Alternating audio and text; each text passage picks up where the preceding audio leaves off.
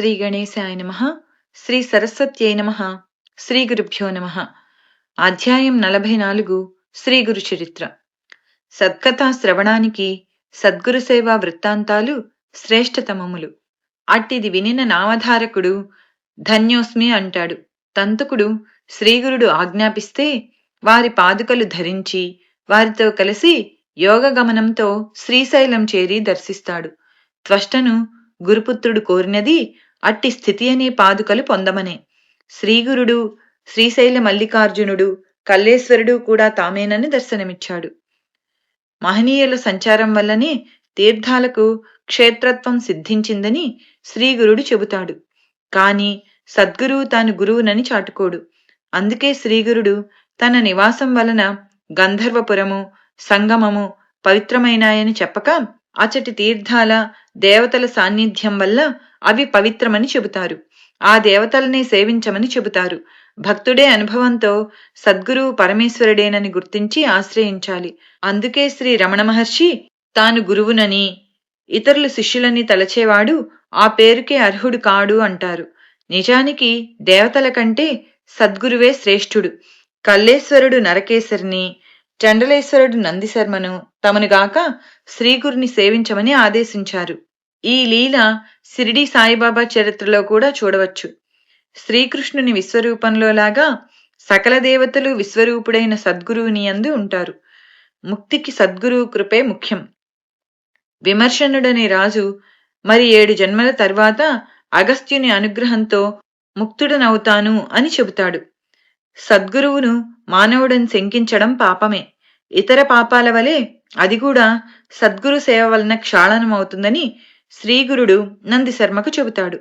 భావయుక్తమైన సద్గురు స్తోత్రం కూడా అంతటి మహిమాన్వితమే.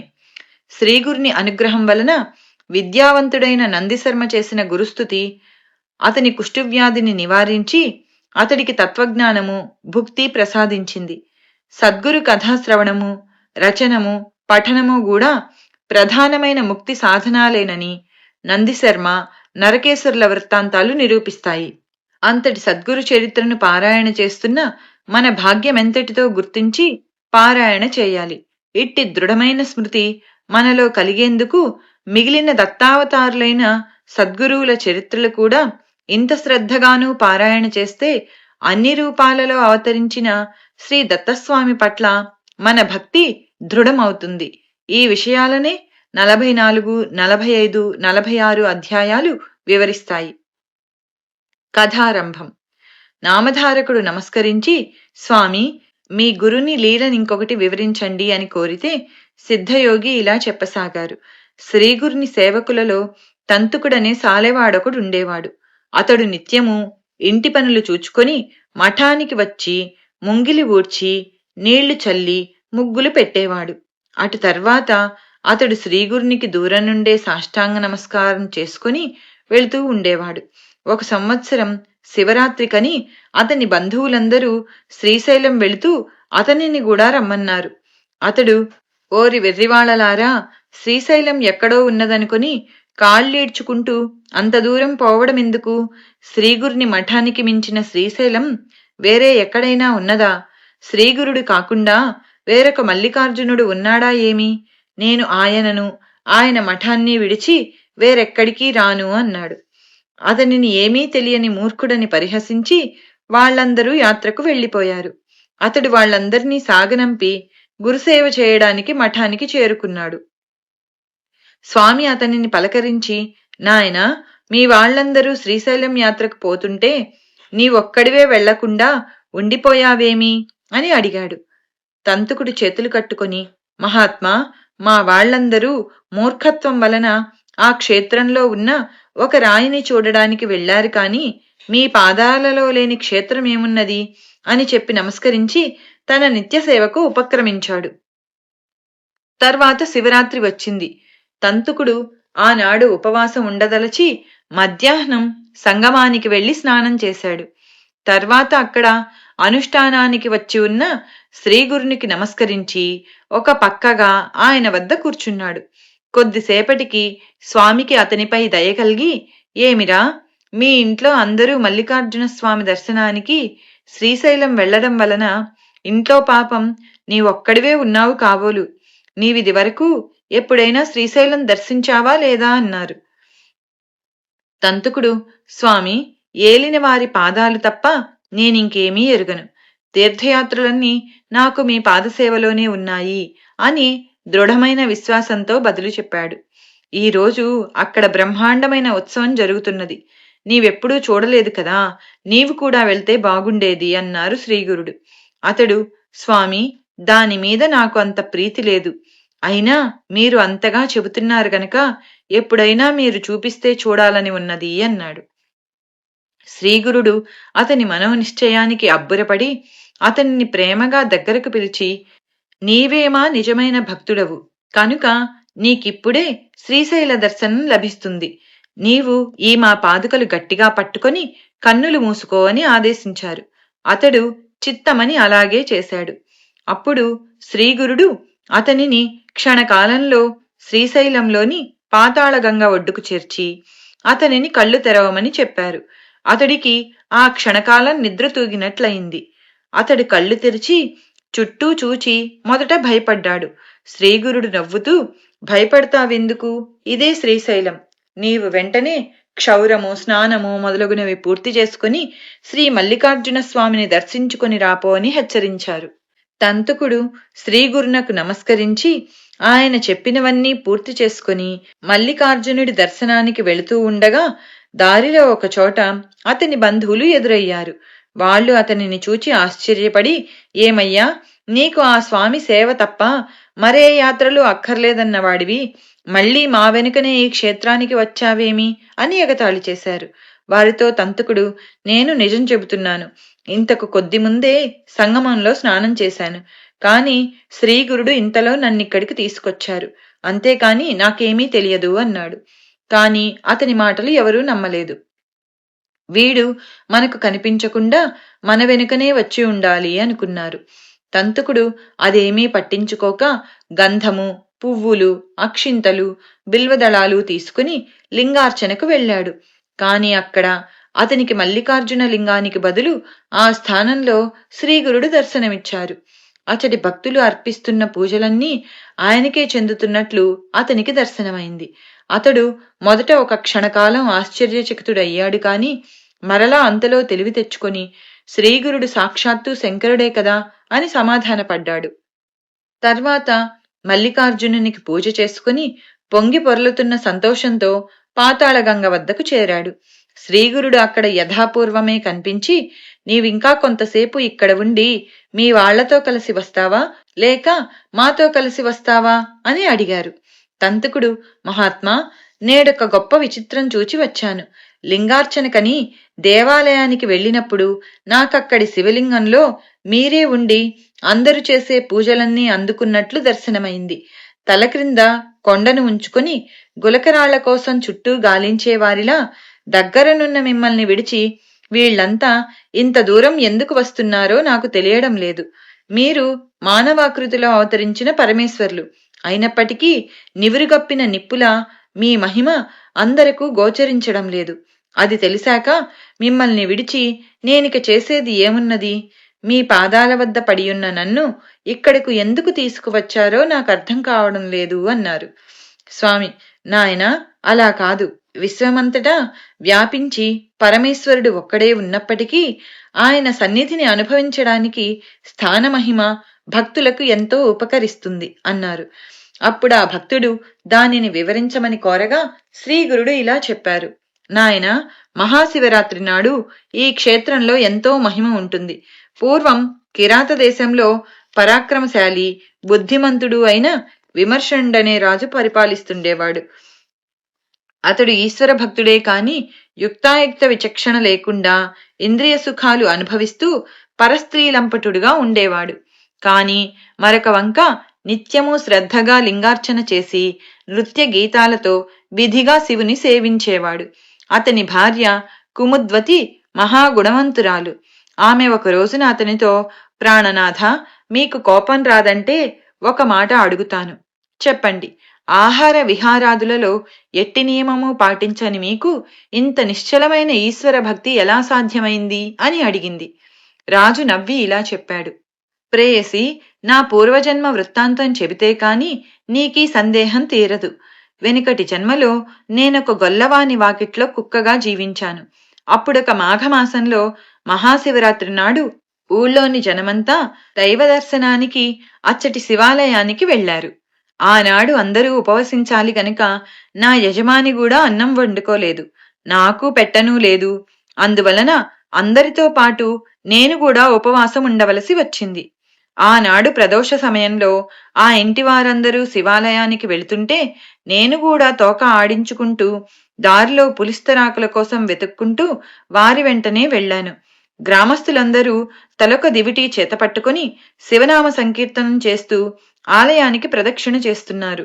నేను ఆకలికి ఓర్వలేక తినడానికి ఏమైనా దొరుకుతుందన్న ఆశతో ఆ గుడిలో ప్రవేశించి అన్ని మూలలా తిరుగుతున్నాను. నేను లోపలికి చూచేసరికి అచ్చటి శివలింగం నా కంటపడింది. ఇంతలో పూజ చేస్తున్న అర్చకులు నన్ను చూచి కుక్కని కొట్టండి అని కేకలు వేశారు.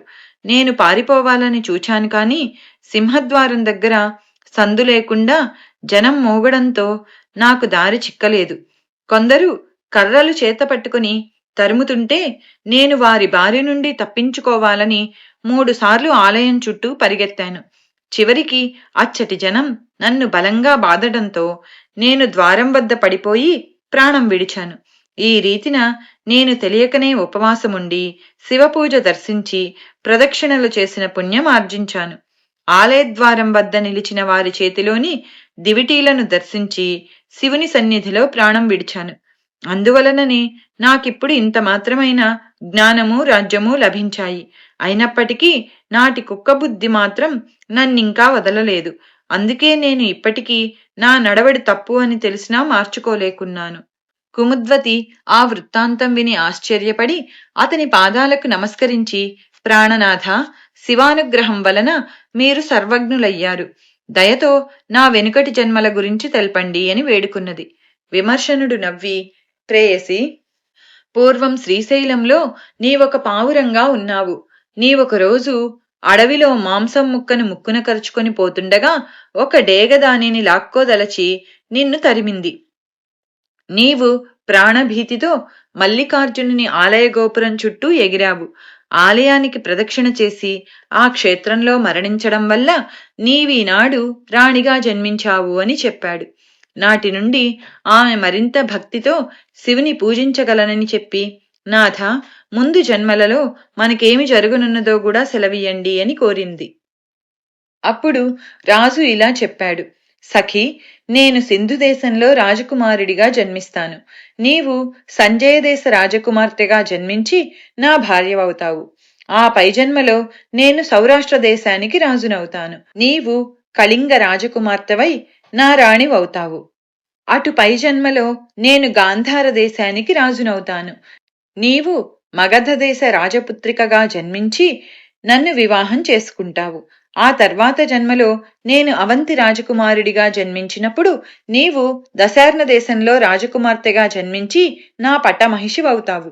అటు తర్వాత జన్మలో నేను అనంతుడనే రాజుగా జన్మిస్తాను. నీవు యయాతి వంశంలో జన్మించి నా రాణివవుతావు. ఆ పైన నేను పాండ్యదేశంలో పద్మవర్ణుడనే రాజుగా జన్మిస్తాను.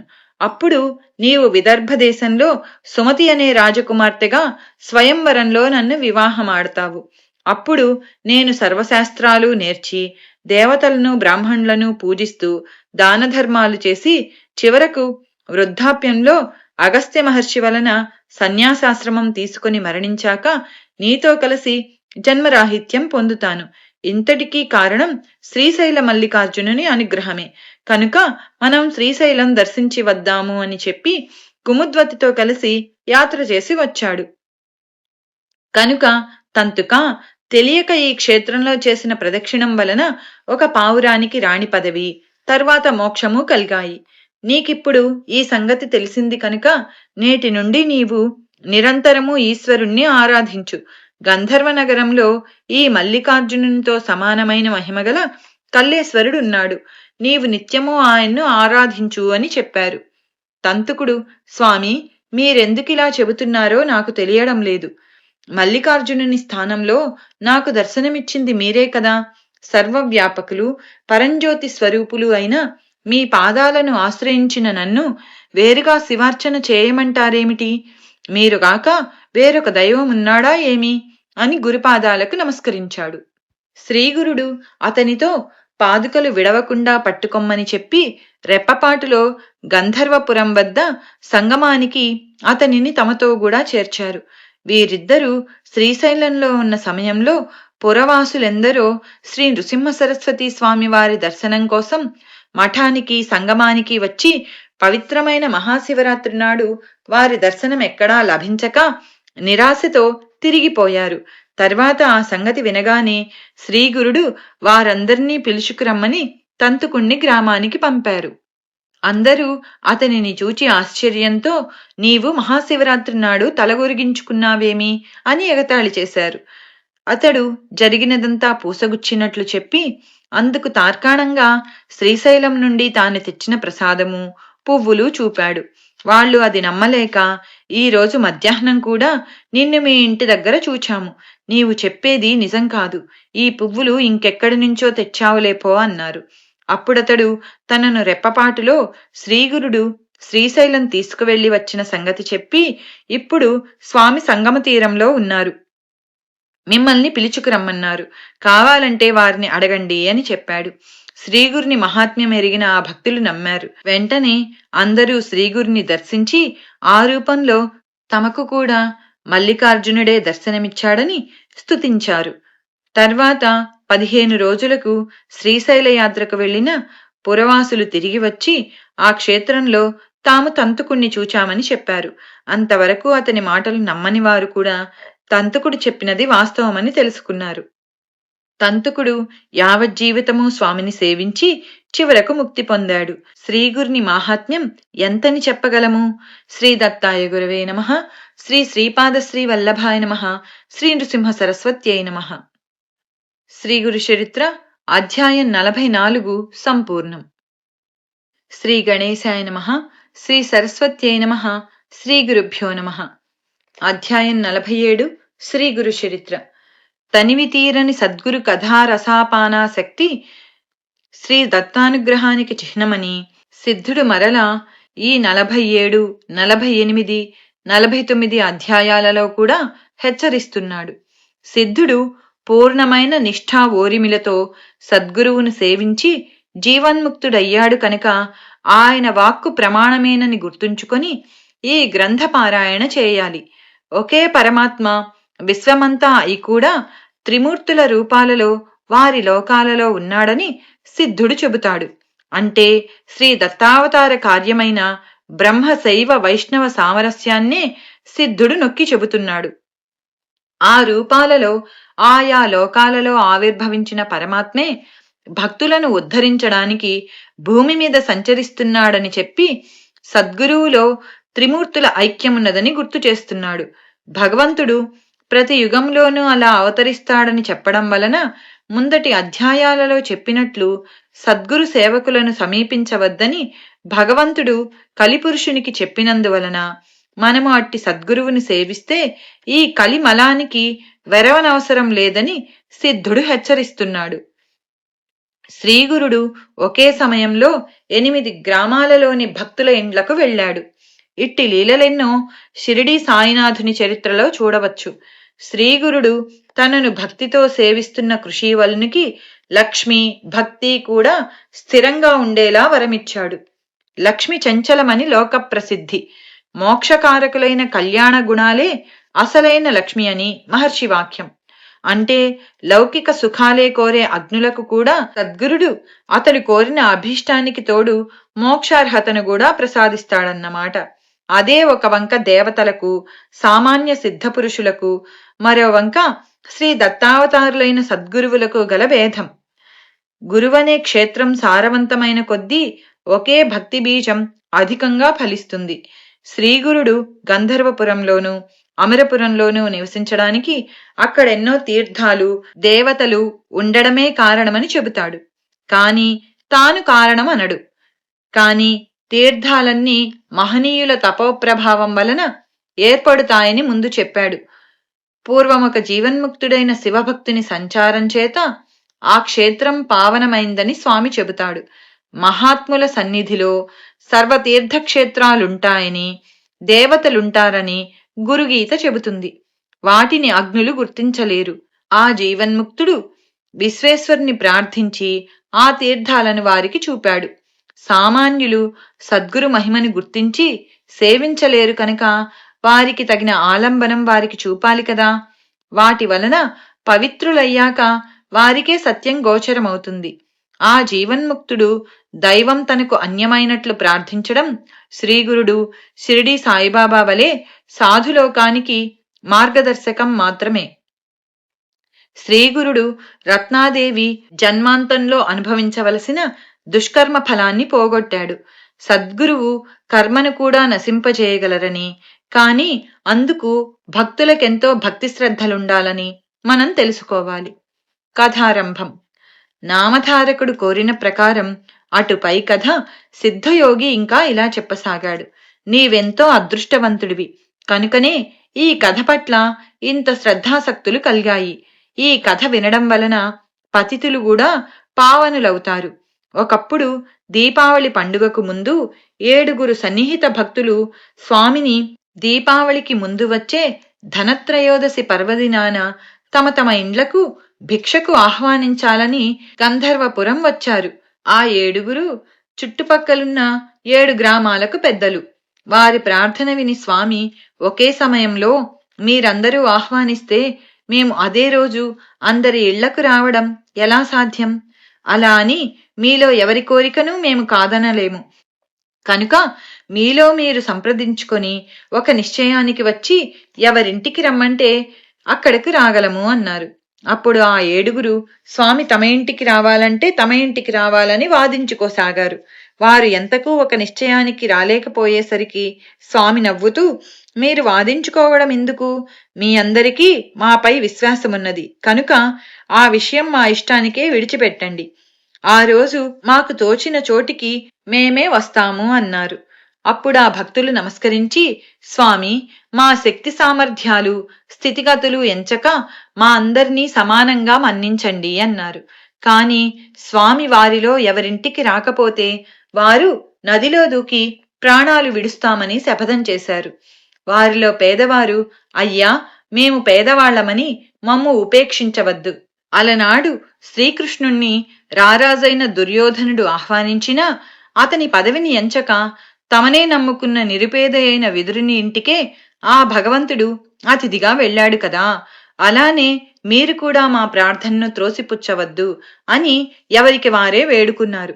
అప్పుడు స్వామి, మీరు మీ ఇళ్లకెళ్ళండి, ఆనాడు మాకై మేమే రాగలం, సందేహించవద్దు అని వాగ్దానం చేశారు. ఆయన ఎవరి ఆహ్వానాన్ని మన్నిస్తారోనన్న సందేహంతో ఆ 7 అలానే నిలబడిపోయారు.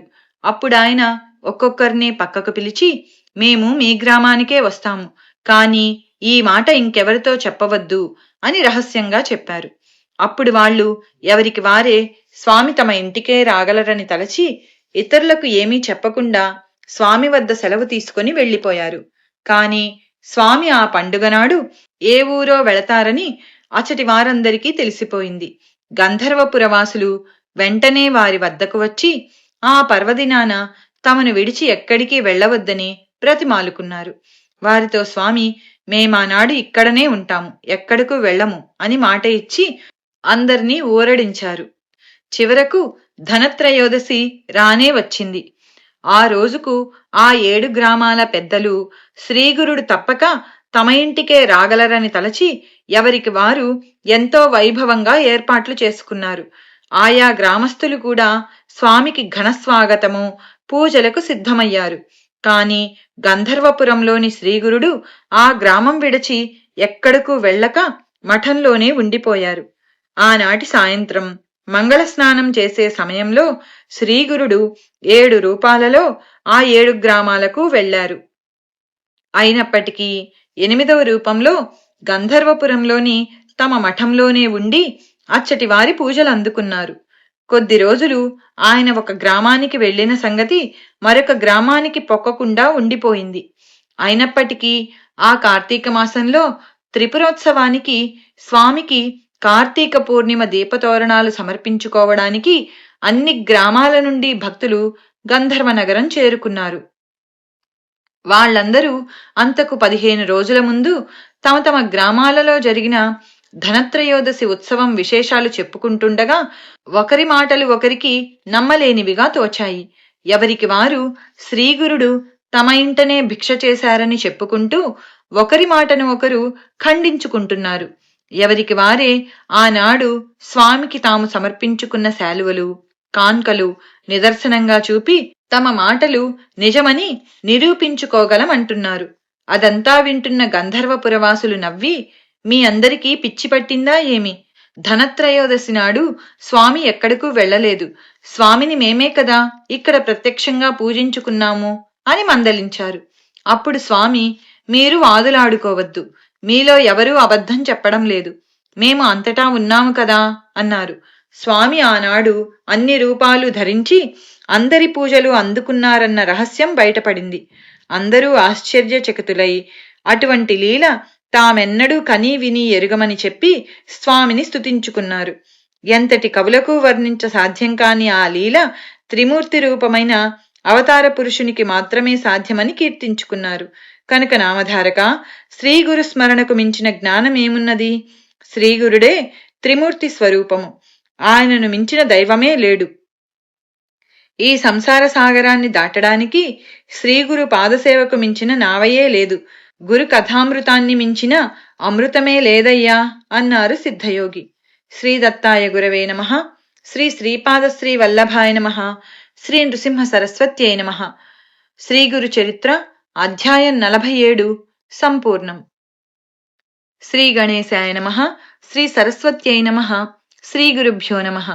నామధారకుడు స్వామి, శ్రీగురుని వద్ద మరొక కవిశేఖరుడుండేవాడంటిరి కదా, అతడెవరు? అతడు శ్రీగురునికి భక్తుడు ఎలా అయ్యాడో, ఆయన్నెలా సేవించాడో దయచేసి వివరించండి అన్నాడు. సిద్ధయోగి ఇలా చెప్పనారంభించారు. శ్రీగురుని అనుగ్రహంతో అద్భుతమైన కవితాశక్తిని పొందిన నందిశర్మ కీర్తి ఎంతగానో విస్తరించింది. అతడు వ్రాసిన కవితలు ఎన్నో ప్రాంతాలలోని భక్తులు ప్రీతితో పాడుకుంటూ ఉండేవారు. ఆ రీతిన శ్రీగురుని మాహాత్మ్యం మరింతగా వెల్లడై ఎందరెందరో భక్తులు వారి దర్శనానికి రాసాగారు. గాన్గాపురం సమీపంలోనే పరిగి అనే గ్రామమున్నది. ఒకసారి ఆ గ్రామం నుండి కొందరు భక్తులు శ్రీగురుని దర్శనానికి వచ్చారు. వారు ఆయనకు పాదపూజలు చేసుకోదలచి ఆయన్ను ప్రార్థించి ఆయనను ఎలాగో ఒప్పించి మేళతాళాలతో ఊరేగిస్తూ తమ గ్రామానికి తీసుకువెళ్లారు. వారి రాక ఆ గ్రామంలో గొప్ప ఉత్సవంగా జరిగింది. ఒక్కొక్కరు ఎంతో భక్తి శ్రద్ధలతో శాస్త్రోక్తంగా ఆయనకు పాదపూజలు చేసుకున్నారు. ఆ ఊరిలో ఒక శివాలయం ఉన్నది. అందులోని శివుని పేరు కల్లేశ్వరుడు. ఆ ఊళ్ళోనే నరకేసరి అని ఒక బ్రాహ్మణుడు ఉండేవాడు. అతడు మంచి కవి, శివభక్తుడును. అతడు నిత్యము కల్లేశ్వరుని స్తుతిస్తూ పంచపద్య మణిమాలను వ్రాసి కల్లేశ్వరునికి సమర్పించుకునేవాడు. అతడు ఆ శివునికి తప్ప మరే దేవతలకు నమస్కరించేవాడు కాదు, మరే దేవతను స్తుతించేవాడు కాదు. అతడొక రోజు శ్రీగురుని గురించి నందిశర్మ చేసిన స్తోత్రం విని, ఇతని కవిత్వం ఉత్తమంగా ఉన్నది, అయినప్పటికీ ఇది కేవలం నరస్తుతే కనుక పనికిరాదు అని తలచాడు. శ్రీగురుడు ఆ గ్రామంలో భిక్ష చేసిన రోజున కొందరు బ్రాహ్మణులు ఆ కవి వద్దకు వెళ్లి, కవిచంద్ర, మీ పద్యాలెంతో మనోహరంగా ఉంటాయి.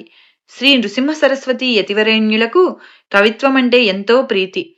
కనుక వారిని స్తుతిస్తూ మాకు 4 పద్యాలు వ్రాసిస్తే అవి వారి చెంత చదివి వారి అనుగ్రహం పొందుతాము అని కోరారు. నరకేసరి, అయ్యా, అది నా వల్ల కాదు. కల్లేశ్వరుని తప్ప మరే దేవతను స్తుతించను. ఆయన సేవకే నా కవితను అంకితం చేసుకున్నాను. అటువంటప్పుడు కేవలం ఒక మానవ మాత్రుడైన సన్యాసిని నా కవితతో ఎలా స్తుతించేది అని చెప్పాడు. తర్వాత అతడు కల్లేశ్వరుని పూజించుకోవడానికి ఆలయానికి వెళ్ళాడు. అదేమి చిత్రమో కాని ఆ రోజు అతడు పూజ ప్రారంభించిన దగ్గర నుండి అతనికి బాగా నిద్ర తూగసాగింది. అతడు ఎంత ఆపుకుందామని ప్రయత్నం చేసినా ఆగక చివరకు పూజ మధ్యలో కునుకు పట్టింది. ఆ కునుకులోనే ఒక చిత్రమైన కల కూడా వచ్చింది. కలలో కూడా అతడు ఆలయంలో పూజ చేస్తున్నాడు. అతని ఎదుట మాత్రం ఎప్పుడూ కనిపించే కల్లేశ్వర లింగం అప్పుడు కనిపించలేదు. ఆ స్థానంలో శ్రీగురుడు కూర్చొని ఉన్నాడు. ఆయన నవ్వుతూ, నీవు కల్లేశ్వరుని తప్ప మరెవ్వరినీ నీ కవితతో స్తుతించవు కదా, మానవమాతృలమైన మమ్ము ఈనాడు పూజిస్తున్నావేమి అన్నారు. నరకేసరి త్రుళ్ళిపడి వెంటనే నిద్ర మేల్కొన్నాడు. మరలా పూజ ప్రారంభించిన కొద్దిసేపట్లో కునుకు పట్టింది. శ్రీగురుడు మళ్లీ స్వప్నదర్శనమిచ్చి, మేము కల్లేశ్వరుడు వేరు కాదు అన్నారు. ఆ కలలోనే అతడు పూజ పూర్తి చేసి 5 పద్యాలతో స్తుతించాడు. ఈసారి నరకేసరి మేల్కొని తనకొచ్చిన కలను స్మరించుకుని, అయ్యో, నేనింతవరకు పొరబడ్డానే. ఈ నరసింహ సరస్వతి యతివరేణ్యులు సాక్షాత్తు పరమేశ్వరుడే కాని ఇంతవరకు నేను తలచినట్లు మానవ మాతృలు కారు. కేవలం భక్తులను ఉద్ధరించడానికే భగవంతుడు ఇలా అవతరించాడు. ఈ శ్రీగురుడు ఆ త్రిమూర్తుల స్వరూపమే కాకుంటే ఈనాడు పూజలో నాకు దర్శనమిచ్చి నా సందేహానికి సమాధానమెలా ఇవ్వగలరు అని నిశ్చయించుకున్నాడు. వెంటనే బయలుదేరి అడుగడుగునా సాష్టాంగ నమస్కారం చేసుకుంటూ శ్రీగురు దర్శనానికి వెళ్ళాడు. ఆ సన్నిధి చేరగానే అతడు నమస్కరించి చేతులు కట్టుకుని స్వామిని తన కవితతో ఇలా స్తుతించాడు. అనంత సచ్చిదానంద స్వరూపులైన మీరు సాక్షాత్తు ఆ కల్లేశ్వర్లే. అది తెలియక నేనింతవరకు మిమ్మల్ని స్తుతించనైనా లేదు. చిరకాలం కఠోర తపస్సులు చేసిన యోగులకు కూడా మీ సాక్షాత్కారం లభించదు. కల్లేశ్వర్ని కృప వలన నాకీనాడు మీరు దర్శనం అనుగ్రహించారు. ఈ దుఃఖసాగరంలో మునిగి దారి తెన్ను కనిపించక బాధపడుతున్న భక్తులను రక్షించడానికే మీరిలా అవతరించారు. ఇక ఈ లోకంలో మీ పాదాలను ఆశ్రయించక ఇతర మార్గాల కోసం వెతుకులాడటం వ్యర్థమే అని స్తుతించాడు. స్వామి నవ్వి, ఏమయ్యా, ఇంతవరకు మేము కేవలం మానవ మాతృలమని, మమ్మల్ని ప్రజలు ఇలా పూజించడం తగదని ఆక్షేపిస్తుంటివే, ఇంతలో నీ మనస్సు ఇలా ఎందుకు మారింది అని అడిగారు. నరకేసరి నమస్కరించి, స్వామి, నేను అజ్ఞానమనే చీకటిలో పడి ఉన్నప్పటికీ మీరు నా పాలిట జ్యోతిస్వరూపులై నాకు కనువిప్పు కలిగించారు. ఇంతకాలం నేను శ్రీ కల్లేశ్వరునికి చేసిన పూజలు ఫలించి ఈనాడు నాకు మీ పాదసేవ లభించింది అని తనకు కలిగిన దివ్యానుభవం ఆయనకు విన్నవించుకున్నాడు. ఆయన్ను పూజించి స్తుతించి తనను శిష్యునిగా స్వీకరించి అనుగ్రహించమని వేడుకున్నాడు. నీ అభీష్టాలన్నీ నెరవేరుగాక అని శ్రీగురుడు ఆశీర్వదించారు. నరకేసరి ఎల్లప్పుడూ వారి చెంతనే ఉండదలచానని కోరాడు. శ్రీగురుడు, ఈ కల్లేశ్వరుడు పరమశ్రేష్ఠుడు. ఆయనంటే మాకెంతో ప్రీతి గనుక మేమెప్పుడూ ఆ రూపంలో హిప్పరిగిలో ఉంటాము. కనుక నీవు ఎప్పటి వలనే నీవక్కడే ఆ రూపంలో ఉన్న మమ్మల్ని పూజిస్తూ ఉండు అని ఆదేశించారు. కాని అతడు త్రిమూర్తి స్వరూపుడుగా అవతరించిన శ్రీగురిని రూపాన్నే సేవించుకోవాలని ఉన్నదని మరీ మరీ ప్రార్థించిన మీదట స్వామి అంగీకరించారు. అప్పటి నుండి నరకేసరి నిత్యము తాను ఆలయంలో కల్లేశ్వరిని పూజించినట్లే శ్రీగురిని కూడా పూజిస్తూ ఆయనను పంచరత్నాలతో స్తుతిస్తూ ఉండేవాడు. నామధారక, శ్రీగురిని అనుగ్రహం వల్ల ఇలా మారిన వారెందరో కదా. శ్రీదత్తాయ గురవే నమః. శ్రీ శ్రీపాదశ్రీ వల్లభాయ నమః. శ్రీ నృసింహ సరస్వత్యై నమః. శ్రీ గురు చరిత్ర అధ్యాయం 46 సంపూర్ణం. శ్రీ గణేశాయ నమః. శ్రీ సరస్వత్యై నమః. శ్రీ గురుభ్యో నమః. అధ్యాయం 45 శ్రీ గురు చరిత్ర. నామధారకుడు భక్తి పారవస్యంతో, మహాత్మా, బ్రహ్మ సాక్షాత్కారం కూడా ప్రసాదించగల ఇంత దుర్లభమైన శ్రీ గురు కథామృతం సేవించగలిగిన నేనెంతో ధన్యుణ్ణి. నాకు దైన్యం తొలగి మనస్సు శాంతించింది. దయతో అటుపై కథ కూడా వివరించండి అని కోరాడు. సిద్ధయోగి సంతోషంతో ఇలా చెప్పారు. నామధారక, ఇంతకుముందు నరహరి శర్మ వలనే శ్రీగురుణ్ణి సేవించి మరి 2 కవులు ముక్తులయ్యారు. శ్రీగురుడు వారిని ఎలా అనుగ్రహించారో చెబుతాను విను. నందిశర్మ అనే బ్రాహ్మణుడికి తెల్లకుష్టు వ్యాధి వచ్చింది. అతడు ఆ బాధ తొలగించుకోవడానికి తులజాపురం వెళ్లి అహర్నిశలు తదేక దీక్షతో భవానీదేవిని 3 సంవత్సరాలు ఉపాసించాడు. ఫలితం కనిపించకపోయేసరికి అతడొకసారి 3 రోజులు ఉపవాసం చేశాడు. మూడవ నాటి రాత్రి జగన్మాత అతనికి స్వప్నదర్శనమిచ్చి చందలా పరమేశ్వర్ని ఆశ్రయించమని చెప్పి అంతర్ధానమైంది. ఆ ప్రకారమే అతడు వెళ్లి 7 మాసాల పాటు ఒంటిపూట భోజనంతో ఆ పరమేశ్వర్ని పూజించాడు. అప్పుడు ఒకనాటి రాత్రి ఆ దేవి స్వప్నదర్శనమిచ్చి గంధర్వపురంలో విజయం చేస్తున్న త్రిమూర్తి అవతారమైన శ్రీ నృసింహ సరస్వతీ స్వామి అనే యతీశ్వరుణ్ణి ఆశ్రయించమని చెప్పి అంతర్ధానమైంది. నందిశర్మ నిద్రలేచి, అయ్యో, నేనింతకాలం ఇంతటి దీక్షతో ఉపాసన చేస్తే తేలినది ఇదేనా? దేవి, ఈ మాట మొదటే చెబితే నేనిక్కడకు వచ్చేవాడినే కాదు.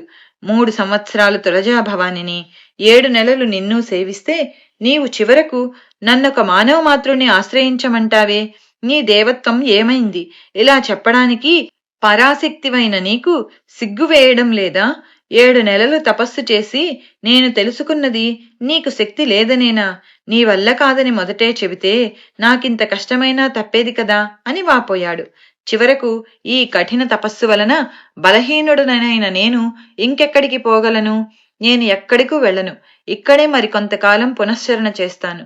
దేవి, నీవు నా రోగం పోగొట్టకుంటే నీ పాదాల వద్దే ప్రాణత్యాగం చేస్తాను అని దేవికి చెప్పుకొని ఈసారి ప్రాయోపవేశం చేయసాగాడు. ఆ దేవి అతనికి మరలా ఆ మరుసటి రోజు రాత్రే స్వప్నదర్శనమిచ్చి అతన్ని అచ్చటి నుండి లేచిపోమ్మని ఆదేశించింది. దానికి తోడు అచ్చట పూజారికి కూడా ఆమె దర్శనమిచ్చి నందిశర్మను అక్కడ నుండి వెళ్లగొట్టమని ఆజ్ఞాపించింది. మరుసటి ఉదయమే వాళ్ళందరూ అతనితో, నందయ్య గారు, అమ్మవారి సెలవైంది కనుక మీరు తక్షణమే ఇక్కడ నుండి వెళ్ళిపోవాలి. లేకుంటే మేమే ఇక్కడ నుండి నెట్టివేయవలసి వస్తుంది అని బెదిరించారు. వేరు దారి లేక అతడు అందుకు అంగీకరించి దేవిని పూజించి పారణ అనగా ఉపవాసం ముగించి ఆ ఊరు విడిచి బయలుదేరాడు. తనకు వ్రతభంగమైనందుకు ఉపవసిస్తూ ఒక శివరాత్రి నాటికి గాన్గాపురం చేరుకున్నాడు. అతడు దేవి చెప్పిన ఆ యతీశ్వర్లు ఎక్కడ ఉన్నారని ఆ నగరవాసులను విచారించాడు. వారు శ్రీగురుడు శివరాత్రికి నిన్నటి దినమంతా ఉపవసించి స్నానానికని సంగమానికి వెళ్లారు. కొద్దిసేపట్లో తిరిగి వస్తారు అని చెబుతున్నారు. ఇంతలోనే ఆ యతిరాజు వస్తుండడం చూచి వారు ఆ కుష్ఠరోగిని దూరాన్నే ఉండమని చెప్పారు. స్వామి మఠంలో ప్రవేశించి తమ స్థానంలో కూర్చోగానే వారి దర్శనానికై ఒక కుష్ఠరోగి వచ్చారని అచటివారు మనవి చేశారు. అది వినగానే శ్రీగురుడు, వాడు సంశయాత్మకుడు అయినప్పటికీ మా ఎదుటకు రమ్మనండి అని చెప్పారు. అది విని నందిశర్మ అడుగడుగుకు సాష్టాంగపడుతూ వారి ఎదుటకు వచ్చాడు. శ్రీ నృసింహ సరస్వతి అతనిని చూచి, ఏమయ్యా, మొదట దేవిని ఆశ్రయించాక మరలా ఈ మానవ మాతృని దర్శించేదేమిటి అనుకుంటూ మా దర్శనానికి వచ్చావేమి? నీకు విశ్వాసం లేకుంటే దేవి ఆదేశిస్తే మాత్రం రావడమెందుకు అన్నారు. దేవి మాటను కూడా విశ్వసించలేనివాడు ఆమెను పూజించడమెందుకు? ఆమెపై సంపూర్ణ విశ్వాసంతోనే ఆమెను సేవించి ఉంటే తిరిగి ఆమె ఆదేశాన్ని శంకించడమెందుకు అని శ్రీగురుని భావం. వెంటనే ఆయన సర్వజ్ఞులను తెలుసుకునిన నందిశర్మ పశ్చాత్తాపంతో సాష్టాంగ నమస్కారం చేసి ఇలా అన్నాడు. స్వామి, నేను మూఢుడను. శుద్ధసత్వస్వరూపులైన మీ దృష్టి నాపై ప్రసరింపజేయడం వలన నాలోని తమోగుణం నశించింది. పాపాత్ముడనైన నేను మీరు మాయాతీతులని, సాక్షాత్తు పరబ్రహ్మస్వరూపులని తెలుసుకోలేకపోయాను. నేడు తమ దర్శనం వలన నా పాపాలన్నీ నశించాయి. మీరు భూమిని ఉద్ధరించడానికి దిగివచ్చిన గంగవలే నా వంటి వారిని రక్షించడానికి మానవ రూపంలో అవతరించారు. మీ పాదసేవ దొరికాక నా అభీష్టం ఎందుకు నెరవేరదు? జారత్వ దోషం వలన పాషాణమైన అహల్య శ్రీరాముని పాదస్పర్శ వలన ఉద్ధరణ పొందలేదా? నేను ఎన్ని పాపాలు చేసిన వాడనైనా మీ పాదస్పర్శ వలన పవిత్రుడనవుతాను. స్వామి, నా స్థితి కొంచెం విన్నవించుకుంటాను. నాకు వివాహమైనప్పటి నుండి ఆపాదమస్తకము కుష్ఠరోగం వచ్చింది. అందువలన నా భార్య నన్ను విడిచి పుట్టింటికి వెళ్ళింది. నా తల్లిదండ్రులు కూడా నన్ను వెళ్ళగొట్టారు. నేను దిక్కులేని వాడనై ఆ జగదాంబను ఆశ్రయించి ఉపవసించినా నా పాపం నశించలేదు. అప్పుడు ఆ తల్లి చెప్పినట్లు చందలేశ్వర్ని ఆశ్రయిస్తే నా రోగం తగ్గుతుందని గంపెడాశతో అచ్చటికి వెళ్లి కఠోరమైన పునశ్చరణ చేశాను. ఆ తల్లి కూడా నన్ను చీదరించుకొని వెళ్ళగొట్టిందే కాని అనుగ్రహించనే లేదు. నా ముఖం చూచేవారెవరూ లేరు. నేను ఇలా బ్రతకడం కంటే మరణించడమే మేలు. చివరి ఆశగా మిమ్మల్ని శరణు పొందడానికి వచ్చాను. దయచేసి ఈ నా వ్యాధికి నివారణమున్నదో లేదో వెంటనే చెప్పండి. ఈ దుస్థితిలో నేనింక బ్రతకలేను. నివారణోపాయం లేకుంటే మీ పాదాల వద్దనే నా ప్రాణాలు విడవాలనే వచ్చాను. మీరే నాకు దిక్కు, ఆ పైన మీ దయ అని దీనాతి దీనంగా నందిశర్మ వేడుకున్నాడు. శ్రీగురుడు అతని పట్ల కృపచెంది సోమనాథుడనే ప్రేశిష్యుణ్ణి పిలిచి, నాయనా, నీవితనిని సంగమానికి తీసుకుపోయి సంకల్పం చెప్పించి అచటి షట్కూల తీర్థంలో స్నానం చేయించు. తర్వాత అచటి అశ్వత్థ వృక్షానికి సేవ చేయించు. అప్పుడు ఇతడు కట్టుకున్న బట్టలు తగులబెట్టించి కొత్త వస్త్రాలు కట్టించి ఇక్కడకు తీసుకొనిరా అని ఆదేశించారు. ఆ ప్రకారమే నందిశర్మ స్నానానికి వెళ్లి ఒక్కసారి ఆ నదిలో మునిగి పైకి లేవగానే అతని శరీరంలో ఆ రోగం ఎక్కడా లేకుండా పోయింది. తర్వాత అచటి అశ్వత్థ వృక్షానికి ప్రదక్షిణం చేయగానే అతని శరీరం బంగారు ఛాయతో వెలిగిపోయింది. తర్వాత అతడు కొత్త వస్త్రాలు ధరించాక అతని పాత వస్త్రాలు మూట కట్టించి ఒకచోట తగులబెట్టించారు. అప్పుడు ఆ తగులబెట్టిన ప్రాంతమంతా చౌడుబారిపోయింది. అప్పుడు వారిద్దరూ మఠానికి తిరిగి వచ్చారు. ఒక ఘడియ క్రిందట దేహమంతటా కుష్ఠరోగమున్న అతడు ఇంతలోనే శుద్ధుడై సోమనాథునితో కూడా శ్రీగురుని పాదాలకు మొక్కాలని వేగంగా వస్తున్న నందిశర్మను చూచి అచ్చటి జనమంతా ఆశ్చర్యచకితులయ్యారు. శ్రీగురుడు అతనిని చూచి, ఏమి నందిశర్మ, నీ కోరిక నెరవేరిందా? జాగ్రత్తగా నీ ఒళ్లంతా చూచుకొని చెప్పు అన్నారు. అతడు చూచుకొని తన పిక్క మీద ఒక్కచోట కొద్ది మాత్రం కుష్టు మిగిలి ఉండడం చూచి బాధపడి, అయ్యో, మీ కృప వల్ల కూడా ఈ వ్యాధి పూర్తిగా నశించలేదే, నన్ను దయచూడండి అని వేడుకున్నాడు. శ్రీగురుడు, నాయనా, నీవు దేవతల వల్ల కానిది ఒక మానవ మాతృని వలన ఎలా సాధ్యమవుతుంది అని సంశయించినంత మేరకు ఈ వ్యాధి మిగిలింది. ఇప్పుడు నీ సందేహం తీరిందో లేదో చెప్పి స్తోత్రం చేయి, ఆ కాస్త తొలగిపోతుంది అన్నారు. నందిశర్మ నమస్కరించి, స్వామి, మీ పట్ల నాకు గల సంశయం పూర్తిగా తొలగిపోయింది. కాని నేను చదువుకోలేదు. మందబుద్ధి అయిన నాకు మిమ్మల్ని స్తుతించడం ఎలా సాధ్యం అని ఆయన పాదాలకు నమస్కరించాడు. అప్పుడాయన, నాయనా, ఏనుగు నోటి నుండి బయటకు పెరిగిన దంతంలా మా నోటి నుండి వచ్చిన వాక్యం వెనుకకు మరలదు. మేము చెప్పిందే చేయాలి అని కొంచెం భస్మం తీసుకుని అతనిని నోరు తెరవమని చెప్పి అతని నాలుక చివర ఉంచారు. అతడు వెంటనే జ్ఞానవంతుడై లేచి నిల్చొని చేతులు కట్టుకుని స్వామిని భక్తి పారవస్యంతో ఇలా స్తుతించాడు. ఓ పరమేశ్వర, శ్రీగురు, నీవే ఆ పరబ్రహ్మ స్వరూపము. నీవు సర్వకర్తవు, సర్వభర్తవు, అవ్యయుడవు, ఆత్మస్వరూపివి. నీవే ప్రకృతి యొక్క త్రిగుణాల నుండి భూతాలను పుట్టించి మాయావశమైన ఇంతగా విస్తరించిన ఈ చరాచర జగత్తును సృష్టించావు. ఈ ప్రపంచమంతటిలో మానవుడొక్కడే జ్ఞానానికి పాత్రుడు. అలాంటి మానవుడు కూడా దాటనలవిగాని నీ మాయచేత భ్రాంతి చెంది సంకల్పవంతుడై పాపపుణ్యాల వలన ఈ సంసారంలో భ్రమిస్తున్నాడు. వీడు ఎన్ని కల్పాలకైనా ఈ మాయ నుండి బయటపడలేడు. ఒకప్పుడు సత్కర్మల వలన ఊర్ధ్వలోకాలకు పోయినా ఆ పుణ్యం వ్యయమవగానే క్రిందకు వచ్చి చంద్రమండలంలో పడతాడు. తర్వాత వర్షంతో పాటు భూమికి చేరి అన్నమవుతాడు. అప్పుడు జీవుల చేత భక్షింపబడి రేతస్వరూపుడై తల్లి గర్భంలో పడతాడు. క్రమంగా నెలలు గడిచిన కొద్దీ ఎన్నో మార్పులు చెందుతూ తల్లి సేవించే కారము, వేడి మొదలైన పదార్థాల వలన ఎన్నో బాధలు పడతాడు.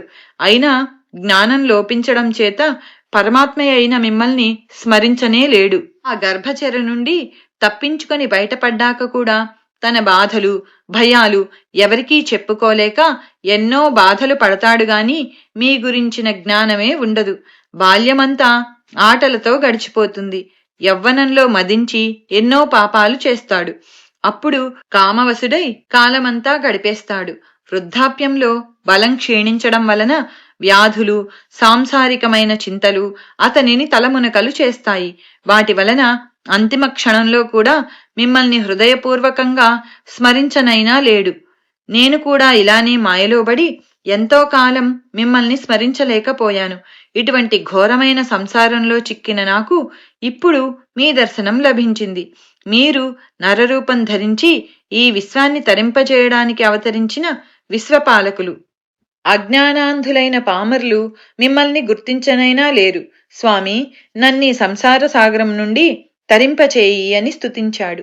అప్పుడతడు ఆ పారవస్యంలోనే ప్రజల వైపు తిరిగి, ఓ జనులారా, ఇక్కడ మన మధ్యనున్న శ్రీగురుడు సాక్షాత్తు పరమేశ్వరుడే కాని మానవ మాత్రుడు కాడు.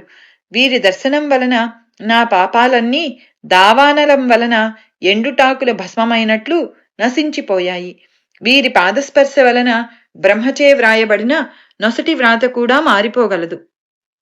పెన్నిధివలే నేడు మనకీయన లభించారు. అయినా మనం ఈయనను గుర్తించలేకున్నాము.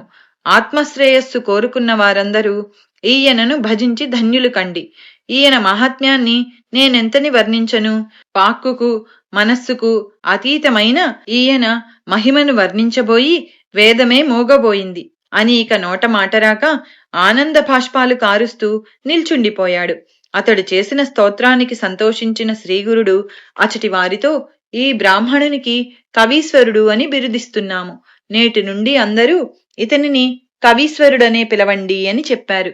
ఇంతలో తన పారవస్యం నుండి తెప్పరెళ్లిన నందిశర్మ తన శరీరం పరిశీలించుకున్నాడు. అంతకుముందు మిగిలిన కొద్దిపాటి కుష్ఠు కూడా మటుమాయమవడం గమనించి సంతోషంతో స్వామికి నమస్కరించాడు. నాటి నుండి నందిశర్మ శ్రీగురిని సేవిస్తూ ఆయన మాహాత్మ్యాన్ని కీర్తిస్తూ స్వామి సన్నిధిలోనే ఉండిపోయాడు. ఇటువంటి కవీశ్వరుడే మరొకరు కూడా శ్రీగురిని సేవించి తరించాడు. శ్రీదత్తాయ గురవే నమః. శ్రీ శ్రీపాదశ్రీ వల్లభాయ నమః. శ్రీ నృసింహ సరస్వత్యై నమః. శ్రీగురు చరిత్ర అధ్యాయం 45 సంపూర్ణం. శ్రీ గణేశాయ నమః. శ్రీ సరస్వత్యై నమః. శ్రీ గురుభ్యో నమః. అధ్యాయం 48 శ్రీగురు చరిత్ర. స్వామి, ఈ గంధర్వపురంలో శ్రీగురుడు ఇంకేమి చేశారో చెప్పండి అని కోరిన నామధారకునితో సిద్ధుడు ఇలా చెప్పారు. నాయనా, ఆ భగవంతుడు ప్రతిరోజు స్నానానుష్ఠానాలకు మఠం నుండి బయలుదేరి సంగమానికి వెళ్లి వస్తుండేవారని చెప్పాను కదా. అప్పుడు గంధర్వపురంలో పర్వతేశుడనే ఒక వ్యవసాయదారుడు ఉండేవాడు. అతడు గుత్తకు సాగు చేసుకునే పొలం సంగమం నుండి మఠానికి వెళ్లే దారిలో ఉండేది. అతడు నిత్యము మొదట మఠంలో శ్రీగురుణ్ణి దర్శించుకొని పొలానికి వెళుతుండేవాడు. శ్రీగురుడు మఠం నుండి సంగమానికి వెళ్లేటప్పుడు, తర్వాత మఠానికి తిరిగి వచ్చేటప్పుడు కనిపెట్టి పరుగున పోయి ఎంతో శ్రద్ధాభక్తులతో కొద్ది దూరం నుండే ఆయనకు నమస్కరించుకొని పోతుండేవాడు. కొంతకాలం శ్రీగురుడు అతనిని ఏమీ పలకరించకుండా అతని భక్తి శ్రద్ధలను గమనిస్తూ ఉండేవారు. ఎంతకాలమైనా అతడేమీ కోరడం లేదని గమనించిన శ్రీగురుడు ఒకరోజు అతడు నమస్కరించగానే, నాయనా, నిత్యమూ నీవింత శ్రద్ధాభక్తులతో మాకు నమస్కరిస్తున్నావే, మా నుండి నీకేమి కావాలో చెప్పు అన్నారు. ఇంతకాలానికి తనకట్టి అవకాశం వచ్చినందుకు పర్వతేశుడెంతో సంతోషించి చేతులు జోడించి, బాబు, నా పొలాన్ని స్వామివారు ఒక్కసారి చూచి అక్కడ తమ పాదము పెడితే మాకు మేలవుతుందని నా ఆశ అన్నాడు. స్వామి, నాయనా, నీ పొలంలో ఏమి పైరు వేశావు అని అడిగారు. అతడు, అయ్యా, ఈ సంవత్సరం జొన్న వేశాను. రోజూ మీకు నమస్కరించుకుంటుంటే చేను బాగా పెరుగుతున్నది. ఇప్పుడిప్పుడే ధాన్యం పాలు పోసుకుంటున్నది. తమ దయవల్ల 2 నెలల్లో అది కోతకు సిద్ధమవుతుంది. కనుక మీ అమృత దృష్టితో ఆ చేనును చూస్తే మాకింత అన్నం పెట్టిన వారవుతారు. ఎవరో శూద్రుడు ఏదో చెప్పాడులే అని తలచి నా మాట త్రోసిపుచ్చవద్దు. మీరే మా పాలిట రక్షకులు అని ప్రార్థించాడు. శ్రీగురుడు, సరే పద, చూచి వద్దామని చెప్పి అతనితో కూడా చేను వద్దకు వచ్చారు. ఏపుగా పెరిగిన పైరును కలయజూస్తూ, ఏమిరా, మేము చెప్పింది చేస్తానంటే ఒక మాట చెబుతాను అన్నారు. ఆ రైతు, తండ్రి, మీ మాట జవదాటుతానా? మా క్షేమం కోరి చెప్పేవారు మీరుగాక మరెవరున్నారు? మీరొక మాట చెప్పిన తర్వాత నాకు వేరొక తలంపే ఉండదు. స్వామికి తెలియనిది ఏమున్నది? గుర్వాజ్ఞ విషయంలో నాకు మరే ఆలోచన లేదు అన్నాడు. ఆ యతివరేణ్యుడు, అలా అయితే మా మాట మీద నమ్మకం ఉంచి మేము మధ్యాహ్నం ఇటుగా వెళ్లే లోపల ఈ చేలోని పైరంతా కోయించు అని చెప్పి సంగమానికి వెళ్ళిపోయారు. ఆ పాలిగాపు వారి ఆజ్ఞను అక్షరాలా పాటించదలచి వెంటనే ఊరిలోనున్న ఆ పొలం ఆసామి వద్దకు వెళ్ళి ఆ ముందటి సంవత్సరం అతనికి చెల్లించిన ప్రకారమే ఈ సంవత్సరం కూడా గుత్త చెల్లిస్తానని పైరు కోయడానికి అనుమతి పత్రం ఇవ్వమని కోరాడు. కాని ఆ ఏడాది పైరు ఎప్పటికంటే ఎక్కువగా పెరగడం వలన ఆసామి అందుకొప్పుకొనక ఆ ముందటి సంవత్సరం కంటే రెట్టింపు గుత్త చెల్లించేటట్లు ఒప్పించుకొని ఆ ప్రకారమే కాగితం రాయించుకొని పైరు కోతకు అనుమతినిచ్చాడు. ఆ కాపు వెంటనే కూలీలను పిలుచుకొని పొలం వద్దకు వెళ్ళాడు. పైరుకు ఇంకా పాలు పట్టే సమయంలోనే అతడు కోత కోయిస్తున్నాడేమా అని కూలీలు కూడా ఆశ్చర్యపోయారు. కాని తమకు కూలి దక్కుతుందన్న తలంపుతో పనిలో దిగారు. అంతలో ఆ సంగతి తెలిసి అతని భార్యాబిడ్డలు నెత్తీ నోరు మొత్తుకుంటూ వచ్చి అతనికి అడ్డుపడ్డారు. వాళ్ళని పొమ్మని ఎంత చెప్పినా వాళ్ళు అడ్డు తొలగకపోయేసరికి అతడు వాళ్ల మీద రాళ్లు రువ్వసాగాడు. వాళ్ళు భయపడి పరుగున న్యాయాధికారి వద్దకు వెళ్లి, మహాప్రభు, మా వాడికి దయ్యం పట్టిందో ఏమోగాని కంకులింకా ముదరక ముందే పైరు కోయిస్తున్నాడు. వద్దని అడ్డుపోతే మమ్మల్ని రాళ్లతో కొడుతున్నాడు. ఎవరో సన్యాసి చెప్పిన మాటలు విని పంటకొస్తున్న పైరు చేజేతులారా పాడు చేస్తున్నాడు. ఇంకొక నెల రోజుల్లో చేతికొస్తుందని మేము ఆశపడుతుంటే ఆ కాస్తా ఇలా నాశనమైపోతున్నది. మీరైనా అతనిని నిగ్రహించండి అని గొల్లున ఏడ్చారు. ఆ న్యాయాధికారి, మీరు నాతో చెబితే నేనేమి చేయగలను? ఏమైనా చేయగలిగితే యజమానే చేయగలడు, అతనితో చెప్పుకోండి అని చెప్పి వారిని పంపివేశాడు. వాళ్ళు అప్పుడు ఆ పొలం యజమాని వద్దకు వెళ్లి మొరపెట్టుకుంటే అతడు, వాడి ఇష్టం, వాడేం చేసుకుంటే నాకెందుకు? క్రిందటి సంవత్సరం కంటే రెట్టింపు గుత్త నాకిచ్చేలా వ్రాయించుకున్నాను. అయినా మీరింతగా గోల పెడుతున్నారు కనుక మా మనిషిని పంపి వాడిని వారించడానికి ప్రయత్నిస్తాను. మీరు వెళ్ళండి అని చెప్పి ఒక మనిషిని పంపాడు. ఆ మనిషి పొలం వద్దకు వెళ్లి అడ్డు చెప్పగానే ఆ సేద్యగాడు, ఏమయ్యా, కాగితం వ్రాయించుకున్న ప్రకారం యజమాని నా నుండి ధాన్యం తీసుకోవాలే గాని నేనేమి చేసుకుంటే అతనికెందుకు? ఆయనకు ఇవ్వవలసిన ధాన్యం మా ఇంటి గాదెలోనే ఉన్నది. అది చాలకుంటే వాటికి బదులు చెల్లించడానికి నా దగ్గర కావలసినన్ని పశువులున్నాయి కదా అని చెప్పి అతనిని వెనుకకు పంపివేశాడు. అంతటితో యజమాని ఊరుకున్నాడు. పర్వతేశుడు పైరుకోత త్వరగా పూర్తి చేయించి కొడవళ్లు కట్టకట్టించి అవతల పెట్టించి శ్రీగురుణ్ణి స్మరిస్తూ ఆయన సంగమం నుండి మఠానికి వెళ్లే దారిలో ఆయన రాకకై ఎదురు చూస్తూ కూర్చున్నాడు. కొంతసేపటికి అటుగా వస్తున్న శ్రీగురునికి అతడు నమస్కరించి వారిని పొలం వద్దకు తీసుకుని వెళ్లి ఆ కోసివేసిన పైరు చూపాడు. స్వామి అది చూచి ఆశ్చర్యం నటిస్తూ, అయ్యో, నీవు అనవసరంగా పైరంతా కోసివేయించావే. నేనేదో పరిహాసంగా అంటే అన్నంత పని చేశావే. ఎంత పని చేశావయ్యా పాపం. ఇప్పుడు నీ జీవనమెలా? యజమానికి ధాన్యమెలా ఇస్తావు? అమాయకుడా, పండని పైరు కోసి అంతా వ్యర్థం చేశావు కదా అన్నారు. కాని పర్వతేశుడు కొంచెమైనా జంకకుండా ఆయనకు నమస్కరించి, స్వామి, నాకు గురువాక్యమే ప్రమాణము. అదే మాకు శ్రీరామరక్ష. మీరుండగా మాకేమి భయం అన్నాడు. అతని విశ్వాసానికి శ్రీగురుడు లోలోపల సంతోషించి, నీకు అంత దృఢమైన విశ్వాసముంటే అలానే అవుతుందిలే అని నిర్వికారంగా మఠానికి వెళ్ళిపోయారు. ఆ కాపరిగూడా శ్రీగురుడు కనుమరుగయ్యే వరకు తదేకంగా ఆయన్ను చూచి నిశ్చింతగా ఇంటికి వెళ్ళాడు. దారిలో అతనిని చూచిన వారంతా ఎన్నెన్నో మాటలన్నారు గాని అతడవేమీ పట్టించుకోలేదు. పర్వతేశుడు ఇల్లు చేరేసరికి అతని భార్య తమకా సంవత్సరం నోటి వద్దకొచ్చిన కూడు పాడైపోయిందని భోరు భోరున ఏడుస్తున్నది. అతను మాత్రం ఎంతో నిబ్బరంగా ఆమెతో, ఓసి వెర్రిదానా, నీవలా ఏడవకూడదు.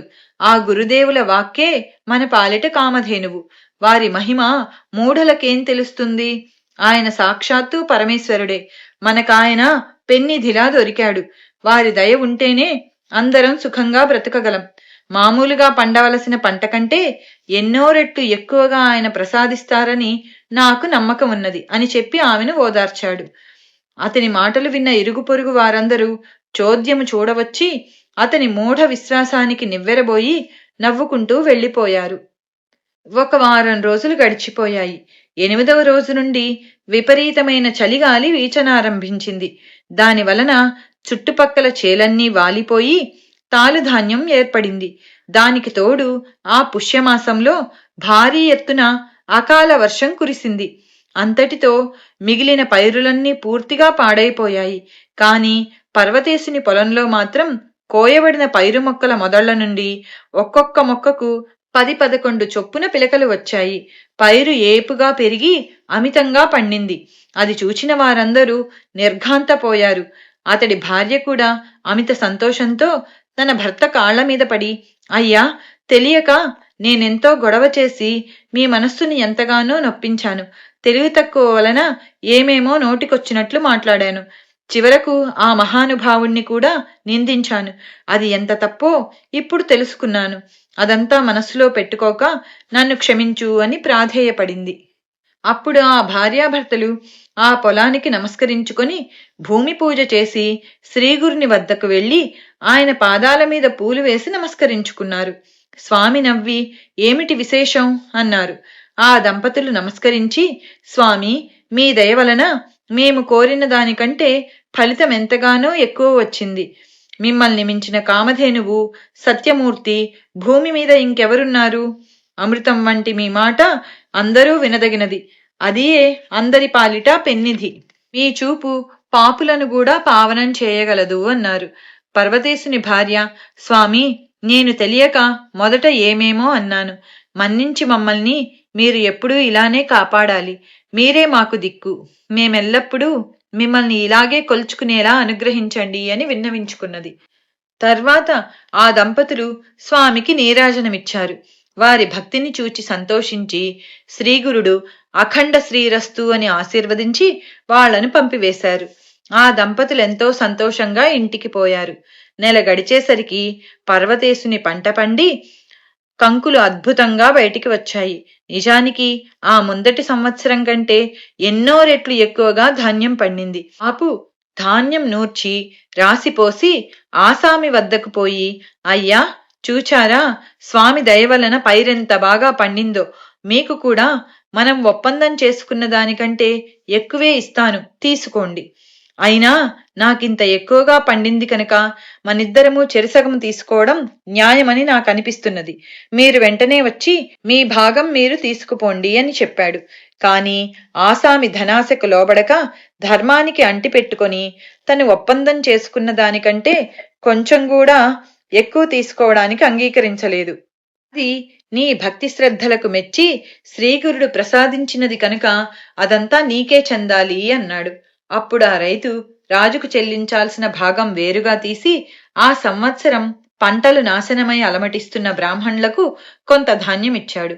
అటుపైన మిగిలినదంతా బండ్ల మీద వేసి ఇల్లు చేర్చుకున్నాడు. నామధారక, శ్రీగురుని మాహాత్మ్యం ఎంతటిదో చూచావా? గురుభక్తే అభీష్టాలన్నింటినీ ప్రసాదించగలదు. శ్రీదత్తాయ గురవే నమః. శ్రీ శ్రీపాదశ్రీ వల్లభాయ నమః. శ్రీ నృసింహ సరస్వత్యై నమః. శ్రీ గురు చరిత్ర అధ్యాయం 48 సంపూర్ణం. శ్రీ గణేశాయ నమః. శ్రీ సరస్వత్యై నమః. శ్రీ గురుభ్యో నమః.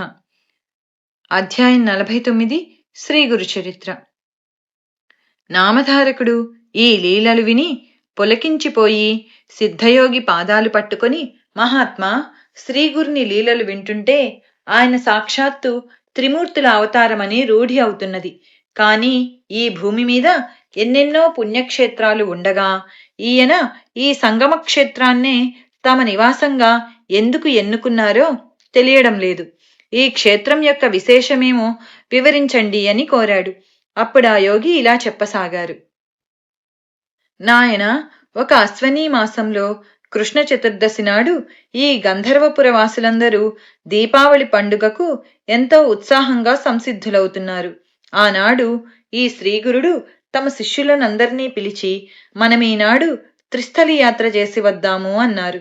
అప్పుడు భక్తులు, స్వామి, అలా అయితే మేమీ యాత్రకు కావలసిన పదార్థాలన్నీ మూటగట్టుకొని దారి ఖర్చులు కూడా సిద్ధం చేసుకుని వస్తాము అన్నారు. ఆ మాటలు విని స్వామి, అవన్నీ ఎందుకు?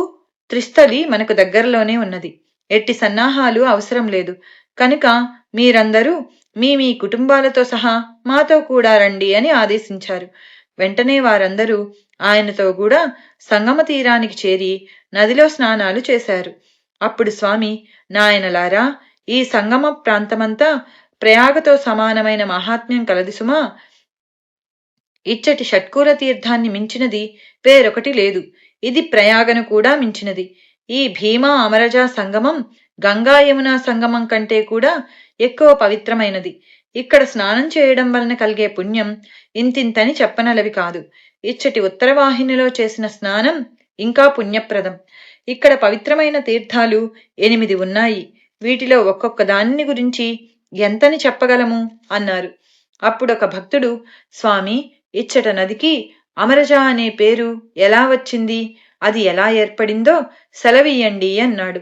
అప్పుడు శ్రీగురుడు ఇలా చెప్పసాగారు. పూర్వం ఒకప్పుడు దేవతలకు రాక్షసులకు భయంకరమైన యుద్ధం జరిగింది. అందులో జాలంధరుడనే రాక్షసుడు ఎందరో దేవతలను చంపేస్తున్నాడు. అప్పుడు దేవతలకు రాజైన ఇంద్రుడు మృత్యుంజయుడైన శంకరుణ్ణి దర్శించి, మహాదేవా, ఈ యుద్ధంలో దేవతలకే ఓటమి తప్పనట్లున్నది. అదేమి చిత్రమో గాని రాక్షసుల దేహాల నుండి కారిన రక్తపు చుక్కల నుండి వేలాదిగా రాక్షసులు పుట్టి ముల్లోకాలలోని దేవతలను సంహరిస్తున్నారు అని మొరపెట్టుకున్నాడు. వెంటనే రుద్రుడు పట్టరాని కోపంతో రాక్షసులతో యుద్ధానికి సంసిద్ధుడయ్యాడు. కాని ఇంద్రుడు ప్రార్థించిన మీదట ఆ యుద్ధంలో చనిపోయిన దేవతలను బ్రతికించడానికి అమృత భాండం ప్రసాదించాడు. వెంటనే ఇంద్రుడు అది తీసుకుని వెళ్లి చనిపోయిన దేవతల మీద చల్లగానే వాళ్లందరూ జీవించారు. చివరికి ఆ పాత్రలో మిగిలిన అమృతం కొద్దిగా భూమి మీద పడింది. అదే ఈ నది రూపంలో ప్రవహిస్తున్నది. అందుకే దీనికి అమరజ అనే పేరు వచ్చింది. అందువల్లనే సంజీవని వంటి ఈ నీరు సర్వ పాపాలను నశింపజేయగలదు. ఇందులో భక్తి విశ్వాసాలతో స్నానం చేసిన వారికి అపమృత్యు భయం ఉండదు. ఇది అన్ని బాధలను, వ్యాధులను, బ్రహ్మహత్యాది పాపాలను తొలగించడంలో త్రివేణి సంగమంతో సమానమైనది. ఈ సంగమంలో వైశాఖ, కార్తీక, మాఘమాసాలలో యథావిధిగా ఉషఃకాలంలో స్నానం చేస్తే ఈ లోకంలో సుఖము, అటుపై మోక్షము కలుగుతాయి. అందుకు అవకాశం లేనప్పుడు గ్రహణ సమయంలోనూ, సంక్రమణ పర్వదినాలలోనూ, ఏకాదశి మొదలగున తిథులలోనూ ఈ నదిలో స్నానం చేస్తే అనంతమైన ఫలితం వస్తుంది. నిత్యము ఇందులో స్నానం చేసిన పూర్ణాయుష్మంతులు అవుతారు. ఈ అశ్వత్థ వృక్షం దగ్గరనున్న మనోరథ తీర్థంలో స్నానం చేస్తే నిశ్చయంగా మనోరథాలన్నీ నెరవేరుతాయి. భక్తితో అశ్వత్థాన్ని సేవించిన వారికి కలిప్రభావం అంటక మా దర్శనం లభిస్తుంది. కారణం, మేమందులో ఎల్లప్పుడూ ఉంటాము. ఇటీ కల్పవృక్షాన్ని, సంగమేశ్వరుడైన సదాశివుణ్ణి పూజించి త్రయంబక మంత్రం పఠించాలి. శ్రీశైలంలో మల్లికార్జుని వలె ఇక్కడ సంగమేశ్వరుడు సుస్థిరంగా ఉన్నాడు. ముందు నందీశ్వరునికి నమస్కరించి తర్వాత శివునికి ప్రదక్షిణం చేసి సాష్టాంగ నమస్కారం చేయాలి. ఇలా 3 ప్రదక్షిణలు అయ్యాక ఎడమ చేతితో నందీశ్వరుని వృషణాలు స్పృశించి కొమ్ముల పైన బొటన, చూపుడు వేళ్లు ఆనించి వాటి మధ్య నుండి శివలింగాన్ని దర్శించాలి. భక్తితో ఇలా చేస్తే అభీష్టాలన్నీ నెరవేరుతాయి. ఈ ఎదుటనే ఉన్న మహాతీర్థం సాక్షాత్తు వారణాసియే. అది నాగేశ్వరం అనే గ్రామం నుండి ఇటుగా ప్రవహించింది. దీనిని గురించి ఒక పురాణోపాఖ్యానం ఉన్నది. పూర్వం భారద్వాజస గోత్రుడైన బ్రాహ్మణోత్తముడు నిరంతరం భక్తితో ఈశ్వరారాధన చేసి పూర్ణ విరాగి అయ్యాడు. అతనికి ఈశ్వర సాక్షాత్కారం కలుగుతుండేది. ఆనంద పారవస్యంతో అతడు ఒళ్ళు మరచి తిరుగుతుంటే లోకులు అతనికి దయ్యం పట్టింది కాబోలు అనుకునేవారు. ఒకప్పుడు అతని సోదరులైన ఈశ్వరుడు, పాండురంగడు కాశీకి బయలుదేరుతూ తమ అన్నయ్య అయిన అతనిని కూడా రమ్మన్నారు. అతడు నవ్వి, కాశీ విశ్వేశ్వరుడు నాకు దగ్గరలోనే ఉండగా కాళ్ళీడ్చుకుంటూ ఎక్కడికో వెళ్లడం ఎందుకు అన్నాడు. అలా అయితే మాకు చూపించగలవా అని వారన్నారు. అతడు అంగీకరించి సంగమంలో స్నానం చేసి ఈశ్వరుణ్ణి ధ్యానించి, వ్యోమకేశ, దీనిని కాశీగా చేసి ఇక్కడ విశ్వేశ్వరుని రూపం అందరికీ చూపించు అని ప్రార్థించగా అందరికీ అక్కడే వారణాసి కనిపించింది. ఆ కుండమే మణికర్ణిక అయ్యింది. ఈ నది ఉత్తరవాహిని అయ్యే చోట ఆ కాశీ ప్రకటమయ్యింది. కాశీలో ఉన్న దైవరూపాలన్నీ ఇక్కడే కనిపించాయి. అతని సోదరులిద్దరూ ఆశ్చర్యపడి ఇక్కడే స్నానము, దానము మొదలగునవి చేశారు. అప్పుడాయన మహాజ్ఞాని అని అందరూ తెలుసుకున్నారు. అప్పటి నుండి అతని దగ్గరకు వచ్చిన వారందరికీ విశ్వేశ్వరుని దర్శనం ప్రసాదిస్తుండేవాడు. కనుక ఇది సాక్షాత్తు కాశీయే. స్వామి అటు తర్వాత భక్తులకు పాప వినాశ తీర్థం చూపించి ఇందులో స్నానం చేస్తే సర్వ పాపాలు భస్మమవుతాయి అని చెబుతుండగా పూర్వాశ్రమంలో వారి సోదరి అయిన రత్నాదేవి అకస్మాత్తుగా అక్కడికి వచ్చి ఆయనకు సాష్టాంగ నమస్కారం చేసింది. శ్రీగురుడు, అమ్మాయి, నీవు చేసిన పాపాల గురించి ఆలోచించావా అన్నారు.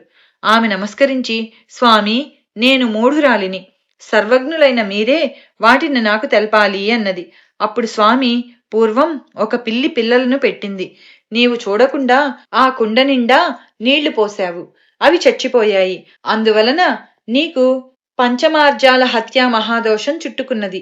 ఇంకా చెబుతాను విను అంటుండగా అంతలోనే ఆమె శరీరమంతా కుష్ఠువ్యాధితో నిండిపోయింది. ఆమె భయపడి ఆయన పాదాల మీద పడి, ఓ దయానిధి, ప్రజలు పాపాలు పోగొట్టుకోవడానికి కాశీకి వెళ్ళినట్లు నేను మీ పాదాలను ఆశ్రయించడానికి వచ్చాను, రక్షించు అని ప్రార్థించింది.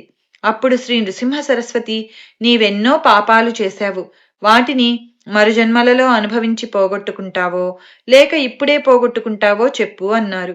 ఆమె, ఇంకా మరొక జన్మ ఎందుకు, నా పాపాలు ఇప్పుడే తొలగించి మరలా జన్మ లేకుండా చేయండి అని ప్రార్థించింది. స్వామి, అలా అయితే నీవు నిత్యము ఈ పాపనాశ తీర్థంలో స్నానం చేస్తుండు. ఒక్కొక్క స్నానానికి 7 జన్మల పాపం నశించిపోతుంది. ఈ కుష్ఠరోగం ఒక లెక్క అని చెప్పారు. అలా చేయగానే ఆమె వ్యాధి మాయమైంది. అది నేను స్వయంగా చూచాను. ఆ క్షేత్ర మాహాత్మ్యం చూచి ఆమె అక్కడే ఉండిపోయింది. అప్పుడు స్వామి మా అందరికీ ఇచ్చటి కోటి తీర్థం చూపించి, ఇందులో సర్వతీర్థాలు ఉన్నాయి. ఇక్కడ చేసిన స్నానానికి 1,000,000 గోవులు దానమిచ్చిన ఫలితం ఉంటుంది. ఇక్కడ చేసిన దానానికి కూడా 1,000,000 రెట్లు ఫలితం ఉంటుంది. దీనికి అవతలనున్న రుద్రపాద తీర్థంలో గయలో లాగానే కర్మ చేసి రుద్రపాద స్వామిని పూజించాలి అని చెప్పారు. తర్వాత కేశవస్వామి దగ్గరనున్న చక్రతీర్థం చూపి అక్కడ స్నానం చేస్తే జ్ఞానం కలుగుతుందని శ్రీగురుడు చెప్పారు.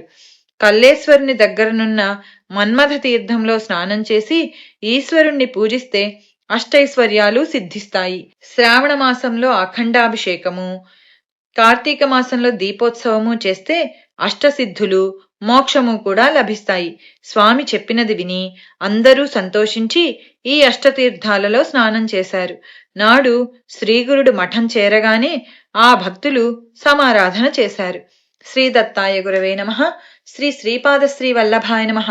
శ్రీ నృసింహ సరస్వత్యై నమః. శ్రీ గురు చరిత్ర అధ్యాయం 49 సంపూర్ణం. శ్రీ గణేశాయ నమః. శ్రీ సరస్వత్యై నమః. శ్రీ గురుభ్యో నమః. అధ్యాయం 50 శ్రీ గురు చరిత్ర. కలి ప్రభావం చేత శివకేశవాది భేదాలకు తోడు ఇతర మతాలు మన దేశంలో ప్రవేశించాయి. వాటన్నింటి మధ్య అసహనం తలెత్తింది. శ్రీ దత్తస్వామి వాటి మధ్య కూడా సామరస్యాన్ని నెలకొల్ప సంకల్పించాడు. అందుకే శ్రీగురుడు ఒక మ్లేచ్ఛరాజును కూడా అనుగ్రహించి హిందువుల పట్ల గౌరవం, ఆదరణ కలిగి ప్రవర్తించేలా చేశాడు, కృతార్థుని చేశాడు. తర్వాత దత్తావతార చరిత్రలలో ఈ అంశం ప్రబలమైంది. సద్గురు కృపకు పాత్రమైన వంశాలలో తరతరాలు ఆయన యందు దృఢభక్తి కలిగి నిలిచి ఉండగలదని గత అధ్యాయాలలో చూచాము. అంతేగాక జన్మాంతరంలో కూడా వారి లౌకికమైన అభీష్టాలు ప్రసాదించడమేగాక మరల సద్గురు సేవను ప్రసాదిస్తుందని ఈ 50, 51, 52 అధ్యాయాలు తెలుపుతాయి. సద్గురు నివాసం వల్ల పవిత్రమైనటువంటి స్థలాలు శాశ్వతంగా నిత్య జాగృతమై గురు సాన్నిధ్యాన్ని భక్తులకు ప్రసాదించగలవని కూడా ఈ అధ్యాయాలలో మనం తెలుసుకోగలము. అట్టి అనుభవాలెందరివో సద్గురు జ్యోతిలో చూడవచ్చు. క్షరము లేక నాశము లేని రూపం ధరించిన శ్రీగురు తత్వమే శ్రీగురు చరిత్ర. దాని పారాయణము శ్రీగురు మానసిక పూజయే, ధ్యానమే. ధ్యానమంటే సజాతీయ భావ పరంపర, నిత్యపారాయణ అనన్య చింతయే. దాని మననము అనుభవపూరితమైన పరమార్థ ప్రబోధమే. పారాయణ చేస్తున్నంతసేపు మనస్సు గురు సన్నిధిలో ఉంటుంది గనుక అది సత్సంగమే. సత్సంగం వలన నిస్సంగత్వము, నిశ్చలత్వము, జీవన్ముక్తి కలుగుతాయని శాస్త్రం. సాక్షాత్తు గురు సన్నిధిలో ఉండడమే పారాయణ ప్రయోజనమని గుర్తుంచుకొని పారాయణ చేయాలి. అట్టి ఆసక్తి కూడా సద్గురు కృపకు చిహ్నమేనని అనుభవజ్ఞుడైన సిద్ధుడు పదే పదే చెబుతున్నాడు. కథారంభం. నామధారకుడు: స్వామి, మీరు పరమ పవిత్రమైన క్షేత్ర మాహాత్మ్యం చెప్పారు. మీరు వర్ణిస్తుంటే ఆ క్షేత్రాలను చూస్తున్నట్లున్నది. ఎక్కడ సాక్షాత్తు పరమేశ్వరుడైన గురువుంటే అక్కడే దేవతలు, తీర్థాలు ఉంటాయి. ఈ సంగమం కృష్ణా పంచగంగా సంగమం వంటిది. ఇక్కడ పశుపక్షాదులు నీళ్లు త్రాగి స్నానం చేసి కృతార్థత పొందాయి. ఇక మానవుల సంగతి చెప్పాలా? దీని మాహాత్మ్యం వింటేనే పాపాలు పోతాయి. ఇక ఇక్కడ నివాసం చేసేవారికి ముక్తి కరతలామలకమే. స్వామి, మీ హృదయం శ్రీగురుని లీలలతో నిండియున్నది. వాటినింకా వినాలని ఉన్నది. దయచేసి వినిపించండి అన్నాడు. అప్పుడు సిద్ధయోగి: నాయనా, నీవు ధన్యుడివి. భగవంతుని కృప వల్లనే నీకిట్టి ప్రీతి కలిగింది. అటు పై కథ చెబుతాను విను. వైఢూర్య నగరాన్ని ఒక యవనరాజు పరిపాలిస్తుండేవాడు. అతడు విఘ్నుడు, శుద్ధాత్ముడు, సర్వభూత సముడున్ను. పూర్వజన్మ సంస్కారం వలన అతడు మన దేవతలను, పుణ్యక్షేత్రాలను, సద్బ్రాహ్మణులను కూడా ఆదరిస్తూ ఉండేవాడు. అది సహించక అతని కొలువులోని యవనమత గురువులు అతనితో: రాజా, మన ధర్మాన్ని మాత్రమే మీరు ఆదరించడం మంచిది. ఇప్పుడు మీరు చేసేది మనము కలలోనైనా తలచరానిది. హిందువుల మతధర్మం బోధించేవేవి సత్యమైనవి కావు. రాజా, వారు అచేతనములైన శిలలలోనూ అశ్వత్థాది వృక్షాలలోనూ దేవుడు ఉంటాడు అంటారు. అలా తలచడం మహాపాపమని మనం విశ్వసిస్తాము. కనుక వారిని సమానులుగా గౌరవించడం తగదు అనేవారు. రాజు: సృష్టిలోని జీవులందరూ భగవంతుని బిడ్డలే. ఆయన అన్ని జీవుల పట్ల సమానమైన ప్రేమ కలిగి ఉంటాడు. అలా అయితే ఆయన మానవులందరికీ వారి వారికి తగిన రీతుల జ్ఞానాన్ని పొందే ధర్మాన్నే ప్రసాదించి ఉండాలి. మన ధర్మానికి మూలమైన గ్రంథం వలనే వారి వేదాలు కూడా ఈ సత్యమే చెబుతున్నాయి. కనుక ఇటువంటి భేదబుద్ధి భగవంతుని పట్ల అపచారమే కాక మన మతధర్మానికి కూడా కళంకమే సుమా అని ఖండితంగా చెప్పేవాడు. ఇక చేసేదేమీ లేక మంత్రులు ఊరకుండేవారు. మరికొందరు యవనమత గురువులు: రాజా, మీరు మన ధర్మం మాత్రమే ఆచరించండి. ఇప్పుడు మీరు చేసే పని మంచిది కాదు. అవయవాలన్నీ దేహానికి సమానమైనప్పుడు ఈ దేశస్థులు నమ్మినట్లు మానవుల మధ్య వర్ణాశ్రమ భేదాలెలా ఉంటాయి అనేవారు. వారితో రాజు: మీరు బుద్ధిమాంద్యం వలన భ్రమపడుతున్నారు. గుణకర్మల భేదం వలన మానవులను దైవమే 4 వర్ణాలుగా సృష్టించారని వారంటారు. మానవుల గుణకర్మలలో భేదముండడం మనం చూస్తున్నాం కదా. మీరు చెప్పినట్లు అవయవాలన్నీ దేహానికి సమానమే. కాని ఆ దేహంలోని అవయవాలన్నీ ఒకేలాగా ఉండవు, ఒకే పని చేయవు. ఏ అవయవం చేయవలసిన పని ఆ అవయవమే సమర్థవంతంగా చేయగలదు. అదే దానికి సార్థకత. నిజానికి భగవంతుడు సర్వవ్యాపి అని మనవలే వారు విశ్వసిస్తారు. కాని అగ్నులైన పామరులు హృదయ శుద్ధి లోపించడం వలన పరమాత్మను ఆ రీతిన ధ్యానించలేరు. పిల్లలకు మొదట పెద్ద పెద్ద అక్షరాలు దిద్దపెట్టినట్లే పామరులకు ఏకాగ్రత కుదరడానికి ప్రథమ సోపానంగా మాత్రమే వారి పెద్దలే దైవానికి విగ్రహాలు కల్పించారు. వారు అలా ఏకాగ్రత సాధించాక పరమేశ్వరుణ్ణి యథాతథంగా ధ్యానించగలుగుతారు. విగ్రహారాధన మందబుద్ధులకు ఒక సాధనమే కాని ధ్యేయం కాదని వారి మతమే చెబుతుంది. దుమ్ము కప్పిన అద్దంలో మన ప్రతిబింబం సరిగ్గా కనపడదు. శుద్ధమైన అద్దంలో స్పష్టంగా కనిపిస్తుంది. అలాగే మలినమైన మనస్సులో ఈశ్వర భావం కలగదు. ఎలాగైనా ధ్యానం అభ్యసిస్తే ఆ మాలిన్యం తొలగి హృదయం పరిశుద్ధమై అందులో భగవంతుని ఉనికి తెలుస్తుంది. మన పవిత్ర గ్రంథంలాగే వేదాలు కూడా ఋషులు వినిన వాక్యే గనుక అవి స్వతః ప్రమాణమే. అందులోని ధర్మాలు ఆచరించే బ్రాహ్మణులను గౌరవించవలసిందే. వేదాలు, ధర్మశాస్త్రాలు చెప్పినట్లు ప్రవర్తించే మానవులందరూ మన ధర్మం ప్రకారం ప్రవర్తించే వాళ్ల వలనే పూజ్యులు అనేవాడు. ఒకప్పుడు విధివశానో దైవయోగం వల్లనో కాని ఆ మ్లేచ్ఛరాజుకు తొడ మీద పుండు లేచింది. అది ఎన్ని చికిత్సలు చేసినా తగ్గకపోగా రోజు రోజుకు ఎక్కువ కాసాగింది. ఆ బాధకు అతడికి నిద్రాహారాలు కూడా కరువయ్యాయి. చివరికతడు ఒక సదాచార సంపన్నుడైన సద్విప్రుణ్ణి పిలిపించి దానికి నివారణోపాయం చెప్పమని కోరాడు. ఆ విప్రుడు, రాజా, నీవు యవనుడవు, నేను బ్రాహ్మణుడను. నేను చెప్పే ఉపాయం గురించి, అది చెప్పింది నేనన్న సంగతి తెలిస్తే ఈ లోకం నిన్ను నన్ను బ్రతకనివ్వదు. అందువలన ఏకాంతంలో చెబుతాను అన్నాడు. అప్పుడా రాజు అతనితో కలిసి ఒక ఏకాంత స్థలానికి వెళ్ళాడు. అక్కడ ఆ బ్రాహ్మణుడు అతనితో ఇలా చెప్పాడు. రాజా, నిజానికి గత జన్మ పాపాలే మానవులందర్నీ వ్యాధి రూపంలో బాధిస్తాయి. తీర్థయాత్ర, దేవతారాధన, దానముల వలన కొన్ని పాపాలు వ్యాధులు తొలగుతాయి. కాని వాటన్నిటికంటే శ్రేష్టమైనది సాధుదర్శనం. సాధుదర్శనం వలన సర్వ పాపాలు వ్యాధులు కూడా తొలగిపోతాయి. చివరకు అజ్ఞానమనే భవరోగాన్ని కూడా వారు తొలగించి ముక్తిని కూడా ప్రసాదించగలరు. కనుక రాజా, నీవు మీ వాళ్లందరితో ఏదో ఒక సాకు చెప్పి ఎవరికీ తెలియకుండా ఒంటరిగా ఈ విదర్భ నగరానికి సమీపంలో ఉన్న పాపనాశ తీర్థానికి వెళ్ళు. అక్కడ స్నానం చేసి దాన ధర్మాలు చేయి.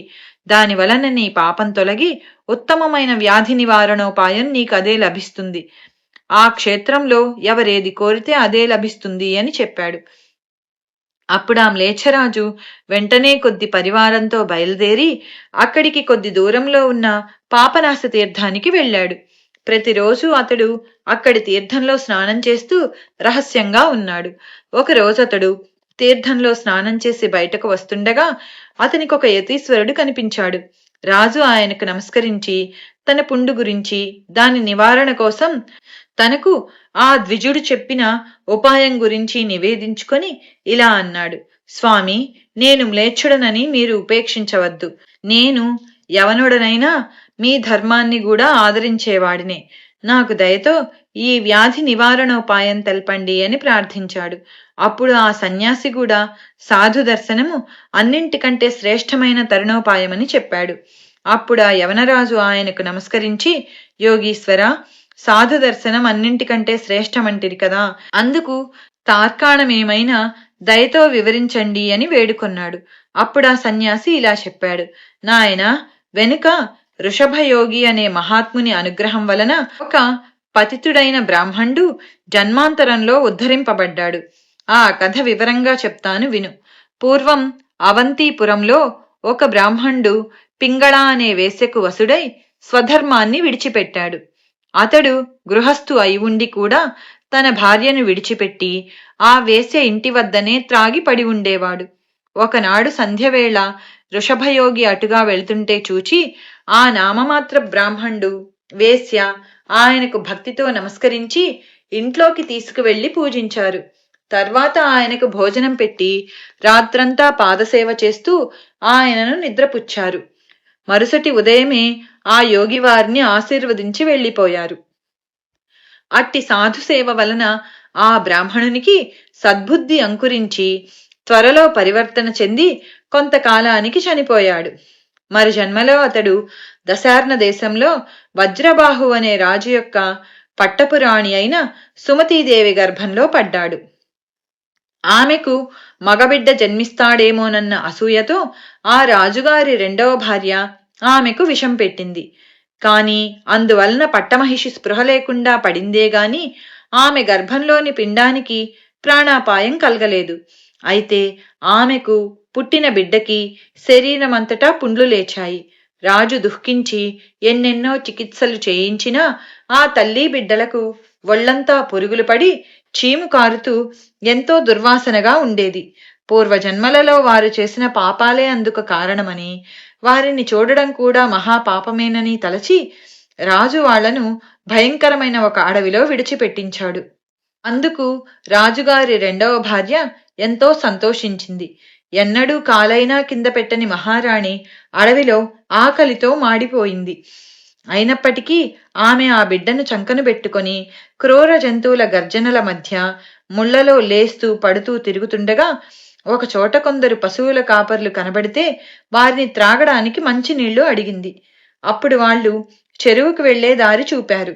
అందులో నీరు త్రాగి అక్కడకు నీళ్లకు వచ్చిన స్త్రీలను ఆమె, అమ్మా, ఈ రాజ్యంలో ప్రజలందరూ ఎంతో సంతోషంగా ఉన్నారు. మీ రాజు ఎవరు అని విచారించింది. ఆ ప్రాంతపు రాజు పద్మాకరుడనే వైశ్యుడు ఎంతో ధర్మాత్ముడని తెలిసి అతనిని శరణు పొందింది. ఆ రాజు ఆమె వృత్తాంతం తెలుసుకొని జాలి చెంది ఆశ్రయమిచ్చాడు. అతడు కూడా ఆమె కొడుకుకు ఎన్నో చికిత్సలు చేయించినా నిష్ఫలమై అతడు చనిపోయాడు. ఆ తల్లి గర్భశోకంతో హృదయ విదారకంగా శోకించింది. అదృష్టవశాత్తు సరిగ్గా ఆ సమయానికి వృషభయోగి అచటికి వచ్చారు. ఆయన ఆ తల్లి శోకం విని, తల్లి, నీవు అనవసరంగా దుఃఖిస్తున్నావు. పుట్టిన వాడెవడు, చనిపోయిన వాడెవడు? అతడెప్పుడైనా కంటికి కనబడ్డాడా? అతడు ఈ శరీరమే అనుకుంటున్నావా? జీవుడు కర్మవశాన పంచభూతాలతో చేయబడిన దేహాన్ని పొందినా ఆ కర్మ తీరిపోగానే ఆ దేహం చనిపోతుంది. కాని అతడు ఆత్మస్వరూపం కనుక అతడికి నాశనముండదు. ఇక శోకమెందుకు? త్రిగుణాల వలన అతడికి కర్మబంధం చుట్టుకుంటుంది. సత్వగుణం వలన దేవత్వము, రజోగుణం వలన మానవ జన్మ, తమోగుణం వలన తిర్యక్ జన్మలు కలుగుతాయి. త్రిగుణాతీత స్థితి కలిగినప్పుడే అతనికి ముక్తి లభిస్తుంది. అలా జన్మించాక అతడు చేసిన కర్మలను అనుసరించి సుఖ దుఃఖాలతో కూడిన జన్మ పరంపర కలుగుతుంది. అలా జన్మించిన వారందరూ ఎప్పటికైనా మరణించవలసిందే.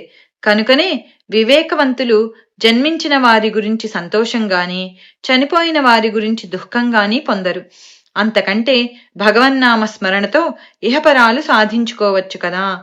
అలాగాక జీవులకు గల అనుబంధం వాస్తవమైతే వెనుకటి జన్మలో నీవు వీడికి ఏమైనావో చెప్పగలవా? ఇప్పటికైనా నా మాట విని ఊరట చెందు అని ఆమెని ఓదార్చాడు. ఆమె, ఓ మహాత్మా, నేనొక మహారాజుకు రాణినయ్యాక చివరకు నాకీ గతి పట్టింది. అడవుల పాలైనా నా వాళ్లందరికీ దూరమైన బిడ్డను విడిచిపెట్టలేక భూమిపై జీవిస్తున్నాను. అటువంటప్పుడు వీడు చనిపోతే నేనేం కావాలి? స్వామి, కరుణార్ద్ర హృదయులైన మీరు చెప్పిన తత్వం అజ్ఞానినైన నాకు ఎలా తెలుస్తుంది? ఈ కష్ట సమయంలో పరమేశ్వరుని వలె మీరు నాకు లభించారు. దేని వలన నా ఈ దుఃఖం నశిస్తుందో దయచేసి దానిని నాకు అనుగ్రహించండి అని శోకిస్తూ ఆ యోగీంద్రుని పాదాల మీద పడింది. ఆ యోగి కరుణార్ద్ర హృదయులై ఆ పిల్లవాడు పూర్వజన్మలో తన సేవకుడని తెలుసుకొని కొంచెం భస్మం మంత్రించి ఆ శవం మీద చల్లాడు. వెంటనే ఆ పిల్లవాడు లేచి కూర్చున్నాడు. అతడు ఎట్టి వ్యాధి లేకుండా స్వచ్ఛమైన శరీరంతో ఉన్నాడు. ఆ యోగి యొక్క కృపాదృష్టి వలన ఆ తల్లికి కూడా జబ్బు మాయమైంది. ఆ తల్లి సంతోషంతో నమస్కరించగానే ఆ యోగి ఆమెకు కొంచెం భస్మమిచ్చి, అమ్మా, నీవు నీ బిడ్డ ఇది ధరించండి. మీ శరీరాలు వజ్ర సమానమై వృద్ధాప్యం చెందవు. నీ కుమారుడు ఉత్తమ గుణవంతుడు, యశస్వి అయి భద్రాయువు అనే పరాక్రమవంతుడైన రాజుగా దేశాన్ని పాలించి కీర్తికెక్కుతాడు అని ఆశీర్వదించి వెళ్లిపోయాడు. కనుక ఓ రాజా, మహాత్ముల కృపాదృష్టి మాత్రం చేతనే ఎంతటి వ్యాధి అయినా నశించగలదు. నీకు వచ్చిన వ్రణం తగ్గడంలో ఆశ్చర్యమేమున్నది అన్నాడు. అప్పుడు రాజు, స్వామి, నా వ్యాధిని నివారించగల సత్పురుషుని దర్శనం నాకెలా లభిస్తుందో దయచేసి తెల్పండి అని వేడుకొన్నాడు. అప్పుడు ఆ సాధుపుంగవుడు గంధర్వపురంలోని శ్రీగురుని గురించి తెలిపారు. వెంటనే ఆ రాజు గాన్గాపురానికి బయలుదేరాడు. సరిగ్గా అదే సమయానికి శ్రీగురుడు ఇక్కడికి మ్లేచ్ఛరాజు వస్తాడు. అందువలన ఇచ్చటి ఆచారవంతులైన హిందువులకు బాధ కలగవచ్చు. మా మహాత్మ్యం లోకమంతటా వెల్లడైంది కనుక మేము ఇంకా ఎక్కువ కాలం ఇక్కడ ఉండకూడదు. మేము ఇక్కడే ఉంటే ఇంకెందరో మ్లేచ్ఛులు కూడా వస్తారు. భక్తి సదాచారము లేనివారు కూడా పేరాసతో ఇక్కడికి వస్తారు. కనుక ఇంక మేము అంతర్ధానమవడం మంచిది.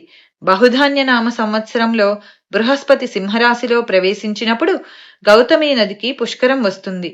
అప్పుడు ఆ నదిలో స్నానం చేయడానికని చెప్పి ఈ చోటు విడిచిపోతాము అని నిశ్చయించుకున్నారు. ఒక రోజున ఆయన అచ్చటి భక్తులతో, ఇక్కడకు ఒక మ్లేచ్ఛరాజు రానున్నాడు కనుక మీరంతా మీ ఇండ్లకు వెళ్ళిపోండి, మేము గౌతమి యాత్రకు బయలుదేరతాము అని చెప్పారు. భక్తులు, మహాత్మా, మీరు సాక్షాత్తు దత్తాత్రేయులే. మీరు మా అండనుండగా ఇక్కడకు ఎవరు వచ్చినా మాకు ధర్మహాని కలగజాలదు. కనుక మేము మీ సన్నిధి విడిచి ఎక్కడకు పోనవసరం లేదు అని చెప్పి ఒక్కరు కూడా కదలలేదు. కొద్ది సమయం అయ్యేసరికి ఆ యవనరాజు గంధర్వపురం చేరి అచ్చటి వారిని, ఇక్కడ సన్యాసి ఎక్కడున్నారు, దయచేసి ఆయన్ను చూపండి అని ప్రార్థించాడు. అతనిని చూచి యవనరాజు అక్కడికి రాగలడని స్వామి చెప్పిన మాటలు స్మరించి భక్తులు కీడు శంకించి అతనికేమీ చెప్పడం లేదు. వారి సంశయాన్ని గుర్తించిన రాజు, అయ్యలారా, నేను కూడా అర్ధార్థినై స్వామి దర్శనానికి వచ్చిన ఆర్తుడనే. సంశయించక వారెక్కడున్నారో చెప్పండి అని వేడుకున్నాడు. అతడు పదే పదే ప్రాధేయపడిన మీదట శ్రీగురుడు అనుష్ఠానానికని సంగమానికి వెళ్లారని, మధ్యాహ్నం మఠానికి తిరిగి రాగలరని ఆ భక్తులు చెప్పారు. రాజు వెంటనే పల్లకి దిగి తమ పరివారమంతటినీ అక్కడే విడిచి తానొక్కడే త్వరగా సంగమానికి వెళ్లి స్వామిని దర్శించి చేతులు కట్టుకొని దూరంగా నిలబడ్డాడు. శ్రీగురుడు, ఓరి సేవకుడా, ఇన్నాళ్లకు కనిపించావేమి అన్నారు. ఆ మాట వినగానే స్వామి అతనిని చూడగానే రాజుకు పూర్వజన్మ స్మృతి కలిగి ఆనంద భాష్పాలు కారుస్తూ స్వామికి నమస్కరించాడు. అతని శరీరమంతా రోమాంచితమైంది. అతడు ఏమేమో మాట్లాడబోయాడు గాని సంతోషంతో అతనికి మాట పెగలలేదు. కొంతసేపటికి అతడు తెప్పరిల్లి, ప్రభు, మీరు మా శ్రీపాద స్వామియే, నేను మీ సేవకుడనైన చాకలినే. స్వామి, ఈ దీనుణ్ణి ఇంత ఉపేక్షించారేమి? మీ పాదసేవ విడిచి ఇంతకాలం నేను దూరంగా పడి ఉండేలా చేశారే. రాజవైభవాల భ్రమలో చిక్కి మిమ్మల్ని మరచి ఎంతకాలం గడిపాను. ఇన్నాళ్ళు మీ దర్శనమే లభించలేదు. చివరికి మీ ఎదుటకు వచ్చాక కూడా ఇది వరకు అంతగా సేవించుకున్న మీ పాదాలను గుర్తించలేకున్నాను. అజ్ఞానమనే మహాసముద్రంలో నన్నిలా పడి ఉండనివ్వడం మీకు న్యాయమా? జరిగింది చాలు. ఇక నుండైనా మీ పాదాలు విడువను, నన్ను ఉద్ధరించండి అని చెప్పి ఆయనకు నమస్కరించుకున్నాడు. శ్రీగురుడు అఖిలాభీష్ట సిద్ధిరస్తు అని ఆశీర్వదించారు. వెంటనే ఆ రాజు తనను బాధిస్తున్న వ్రణం తగ్గించమని వేడుకున్నాడు. స్వామి, ఏదిరా నీ వ్రణం చూపించు అనగానే అతడు తన తొడవంక చూచుకొని ఆ కురుపు మటుమాయమవడం చూచి ఆశ్చర్యచకితుడై భక్తితో ఆయనకు నమస్కరించాడు. ఆ స్వామి గంభీర వదనులై, ఏమిరా, నీవు కోరుకున్న రాజ్యభోగాలు తనివి తీరా అనుభవించావా, లేక ఇంకేమైనా కోరికలు మిగిలియున్నాయా? బాగా ఆలోచించుకొని చెప్పు అన్నారు. అప్పుడా రాజు, మీ దయ వలన సకల ఐశ్వర్యాలతో చాలా కాలం రాజ్యమేలాను. నాకు కొడుకులు మనుమలు కూడా కలిగారు. నా మనస్సు పూర్తిగా తృప్తిపడింది. కాని భక్తవత్సల, మీరు ప్రసాదించిన సంపదలు మీరు స్వయంగా చూడాలన్న కోరిక ఒక్కటే మిగిలింది. ఆ ఒక్కటి తీరగానే నేను సర్వము విడిచి మీ పాదసేవ చేస్తూ ఇక్కడే పడి ఉంటాను అని వేడుకున్నాడు.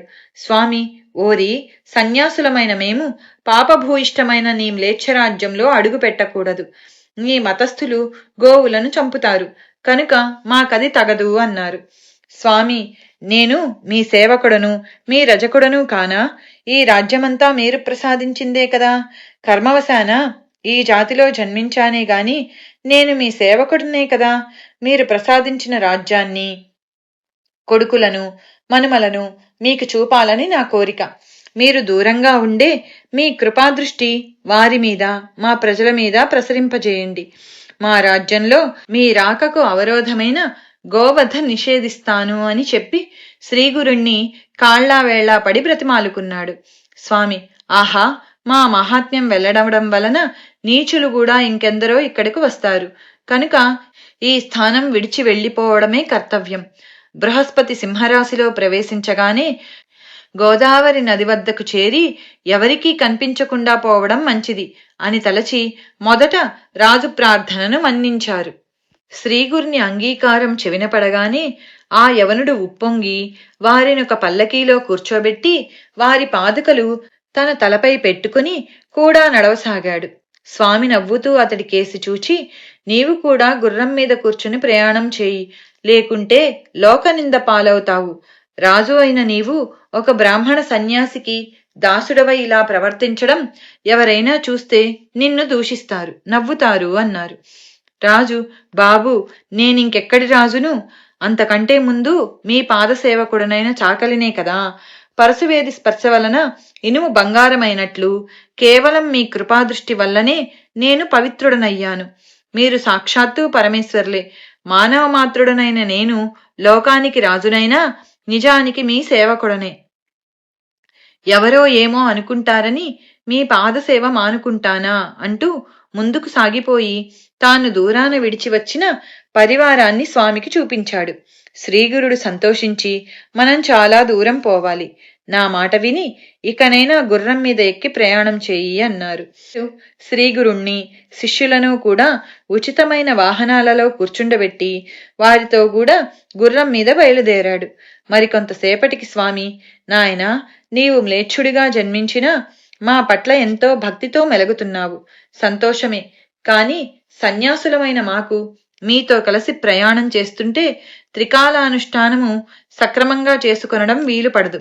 కనుక మేము ముందుగా వెళతాము. మీరందరూ మెల్లగా వచ్చి పాపనాశ తీర్థం దగ్గర మమ్మల్ని కలుసుకోండి అని చెప్పి రెప్పపాటులో స్వామి అదృశ్యులయ్యారు. అంతలో ఆయన ఎక్కడా కనిపించకపోయేసరికి అందరూ నివ్వెరపోయారు. ఆయన అలా అదృశ్యమై వైఢూర్య నగరానికి కొద్ది దూరంలో ఉన్న పాపనాశ తీర్థం చేరి అక్కడ యోగాసనంలో కూర్చొని అనుష్ఠానం చేసుకోసాగారు. కొందరు శిష్యులు వారితో కూడా అక్కడికి చేరి శుశ్రూష చేస్తున్నారు. అప్పుడు ఆ ప్రాంతంలో ఉంటున్న సాయందేవుని కుమారుడైన నాగనాథుడు స్వామిని దర్శించాడు. ఆయనను ప్రార్థించి శిష్య సమేతంగా వారిని తన ఇంటికి తీసుకుపోయి పూజించి అందరికీ భిక్ష ఇచ్చాడు. నాటి సాయంత్రం అతనితో స్వామి, నాయనా, యవనరాజును పాపనాశ తీర్థానికి రమ్మని చెప్పాము. మేము అక్కడికి పోతాము. లేకుంటే మమ్ము వెతుక్కుంటూ యవనుడు ఇక్కడికి వస్తాడు. అతనిక్కడికి వస్తే నీ ఆచారానికి భంగం కలుగుతుంది అని చెప్పి శిష్యులతో కలిసి ఆ తీర్థం దగ్గరకొచ్చి అక్కడ భద్రాసనంలో కూర్చున్నారు. ఇంతలో అక్కడ ఆ యవనరాజు స్వామి అదృశ్యమవగానే, అయ్యో, స్వామి నన్ను ఉపేక్షించి ఇలా నన్ను విడిచి వెళ్ళిపోయారు. నేనేమి అపరాధం చేశాను? అయినప్పటికీ నన్ను తీర్థానికి రమ్మని చెప్పారు కదా, అక్కడ నా కోసం వారు వేచి ఉంటారు అని తలచి 40 క్రోసుల దూరంలో ఉన్న ఆ తీర్థానికి సాధ్యమైనంత త్వరగా చేరుకున్నాడు. అక్కడ స్వామిని ఆహ్వానించి తన నగరానికి తీసుకువెళ్ళాడు. అతడు మహావైభవంగా అలంకరించిన ఆ నగర వీధులలో స్వామిని, వారి శిష్యులను ఆ వాహనాలపై తీసుకుపోతూ తాను మాత్రం కాలినడకన ఊరేగింపుతో వచ్చాడు. అతడు తన మతధర్మం విడచి ఒక బ్రాహ్మణ సన్యాసికి దాసుడై మెలగడం చూచిన యవనులు అతనిని అసహ్యించుకున్నారు. నగరవాసులైన బ్రాహ్మణులు సంతోషించి సనాతన ధర్మాభిమాని అయిన అటువంటి రాజు లభించినందుకు పొంగిపోయారు. స్వామికి రాజు అడుగడుగుకు ఆరతులు ఇప్పించడము, వింజామరులతో విస్తుండడము చూచిన పురవాసులు స్వామిని చూచి, ఈయనెవరో భగవదవతారమే కాని మానవ మాతృలు కారు, లేకుంటే ఒక బ్రాహ్మణ సన్యాసికి ఒక యవనరాజు ఇలా ఎందుకు సేవ చేస్తాడు? అయినప్పటికీ ఈ దృశ్యం కూడా కలికాల వైపరీత్యమే అనుకుని ఆశ్చర్యపోయారు. ఢక్క, మృదంగము మొదలగున వాద్యాల ఘోషతోనూ 100ల కొద్దీ ఏనుగులు గుర్రాలతోనూ ముందుకు సాగిపోతుండగా వంది మాగధులు ఎలుగెత్తి స్వామి కీర్తిని స్తుతిస్తూ ఉంటే అగరు ధూపాలు చిమ్ముకుంటూ దారి పొడుగున లెక్కకు మించిన పువ్వులతో రత్నాలు కలిపి చల్లుతూ స్వామిని ఆ రాజు నగర వీధుల గుండా తీసుకుపోయాడు. చివరకు పల్లకిని రాజభవనం దగ్గర దింపించి అందము స్వచ్ఛము అయిన కొత్త వస్త్రాలు పరచిన దారి వెంట స్వామిని లోపలకు తీసుకుని పోయి స్వర్ణ సింహాసనం మీద కూర్చుండబెట్టాడు. తర్వాత రాజు ఆయనకు సాష్టాంగ నమస్కారం చేసి ఒక వింజామరతో ఆయనకు వీస్తూ ఒక పక్కన నించున్నాడు. అప్పుడు రాజు తన రాణులు, అంతఃపుర కాంతలు, రాజకుమారులు, కుమార్తెలను రప్పించి వారి చేత స్వామికి పాదపూజ చేయించాడు. చివరకు అతడు, స్వామి, నేను జన్మతః హీనుడనైనా తమ కృప వలన ఈనాటికి కృతార్థుడనయ్యాను. నేను కోరుకున్నవన్నీ నెరవేరాయి అని చెప్పి నమస్కరించాడు. అతడు చేసిన సపర్యలకు సంతోషించి శ్రీగురుడు అందరినీ దీవించి, ఓరి, నీకింకేమైనా కోరవలసినది ఉంటే నిస్సంకోచంగా చెప్పుకో అన్నారు. ఆ రాజు తనకింక నిరంతర గురుపాద సేవ తప్ప వేరేమీ అక్కరలేదని నిశ్చయంగా చెప్పాడు. స్వామి సంతోషించి, అలా అయితే ఈ రాజ్యభారము నీ కొడుకులకు అప్పగించి శ్రీశైలం వెళ్ళు. మేము కూడా గంధర్వపురంలో భక్తులకు చెప్పవలసినది చెప్పి అక్కడకు వస్తాము. నీకక్కడ మరలా మా దర్శనమవుతుంది అని ఆదేశించారు. ఆయనతో ఎడబాటు సహించలేని రాజు, స్వామి, అలా అయితే నాకు నిరంతర గురుస్మరణ ప్రసాదించండి అని వేడుకున్నాడు. శ్రీగురుడు అతన్ని ఆశీర్వదించి తమ శిష్యులతో కలిసి గోదావరి యాత్ర చేయడానికి వెళ్లారు. చివరకు వారందరూ ఆ నదిలో స్నానం చేసి భీమా అమరజా సంగమం చేరుకున్నారు. గంధర్వపుర వాసులందరూ పూజాద్రవ్యాలు తీసుకుని ఎదురేగి, స్వామి, మీరు ఇక్కడ నుండి వెళ్ళినప్పటి నుండి ఈ ఊరంతా అచేతనమైపోయింది. తిరిగి మీ రాక వలన మరలా ప్రాణమొచ్చినట్లయింది అని ఆయనను స్తుతించి పూజించారు. అప్పుడు స్వామి, బిడ్డలారా, మేమెక్కడికో వెళ్ళిపోయామని ఎన్నడూ అనుకోవద్దు. ఈ పురం మాకెంతో ప్రియమైనది. ఇక్కడ మమ్మల్ని నిశ్చల భక్తితో కొల్చేవారికి ఎప్పుడూ ప్రత్యక్షమవుతుంటాము. ముందు ముందు దేశమంతటా కలియుగ దోషాలన్నింటికీ నిలయం కానున్నది. కనుక మేము శ్రీశైలం వెళ్లాలనుకుంటున్నాము. అయినప్పటికీ భక్తులను రక్షించడం కోసం వాస్తవంగా గుప్త రూపంలో ఇక్కడే ఉంటాము. అలా గుప్తంగా ఉండడానికి కారణం, రానున్నది కష్టకాలం. ధర్మం రోజురోజుకు క్షీణించిపోతుంది. దుర్మార్గులు ప్రబలి ఎన్నో దుష్కృత్యాలు చేయబోతారు. పూర్వజన్మ సంస్కారం వలన యోగ్యుడైన ఆ మ్లేచ్ఛరాజు మా అనుగ్రహానికి పాత్రులైనారని విని ఎందరెందరో హీనులు కూడా ఇక్కడకు వస్తారు. మా ప్రత్యక్ష సాన్నిధ్యం వారికి కలగడం వలన అందరికీ ఎంతో కీడు జరుగుతుంది. కనుక మా రూపాన్ని గుప్తం చేయడం ఒక్కటే కర్తవ్యం అన్నారు. అది విని పురవాసులు ఎంతగానో బాధపడుతూ నిశ్చేష్టులై బొమ్మలలాగా నిలుచున్నారు. ఆనాటి వరకు మానవాకారంతో కనిపిస్తున్న ఆ త్రిమూర్తి అవతారం అటు తర్వాత తమ స్థూల రూపాన్ని గుప్తపరిచినప్పటికీ ఈ గంధర్వపురంలో సుస్థిరంగా ఉన్నారు సుమా. అందుకు నేనే సాక్షిని.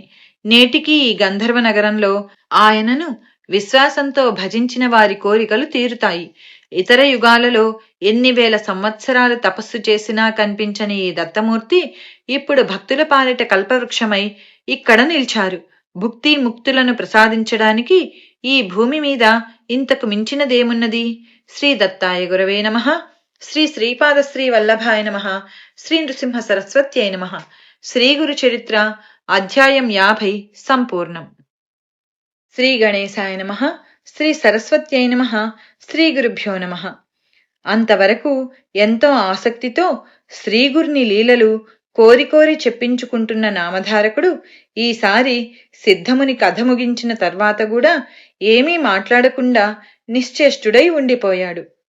నఖ శిఖ పర్యంతము కించిత్తైనా చలనం లేకుండా శిలాప్రతిమలా ఉండిపోయాడు. అతని శరీరమంతటా వెంట్రుకలు నిక్కబొడుచుకొని ఉన్నాయి. చెమట బిందువులు నిల్చాయి.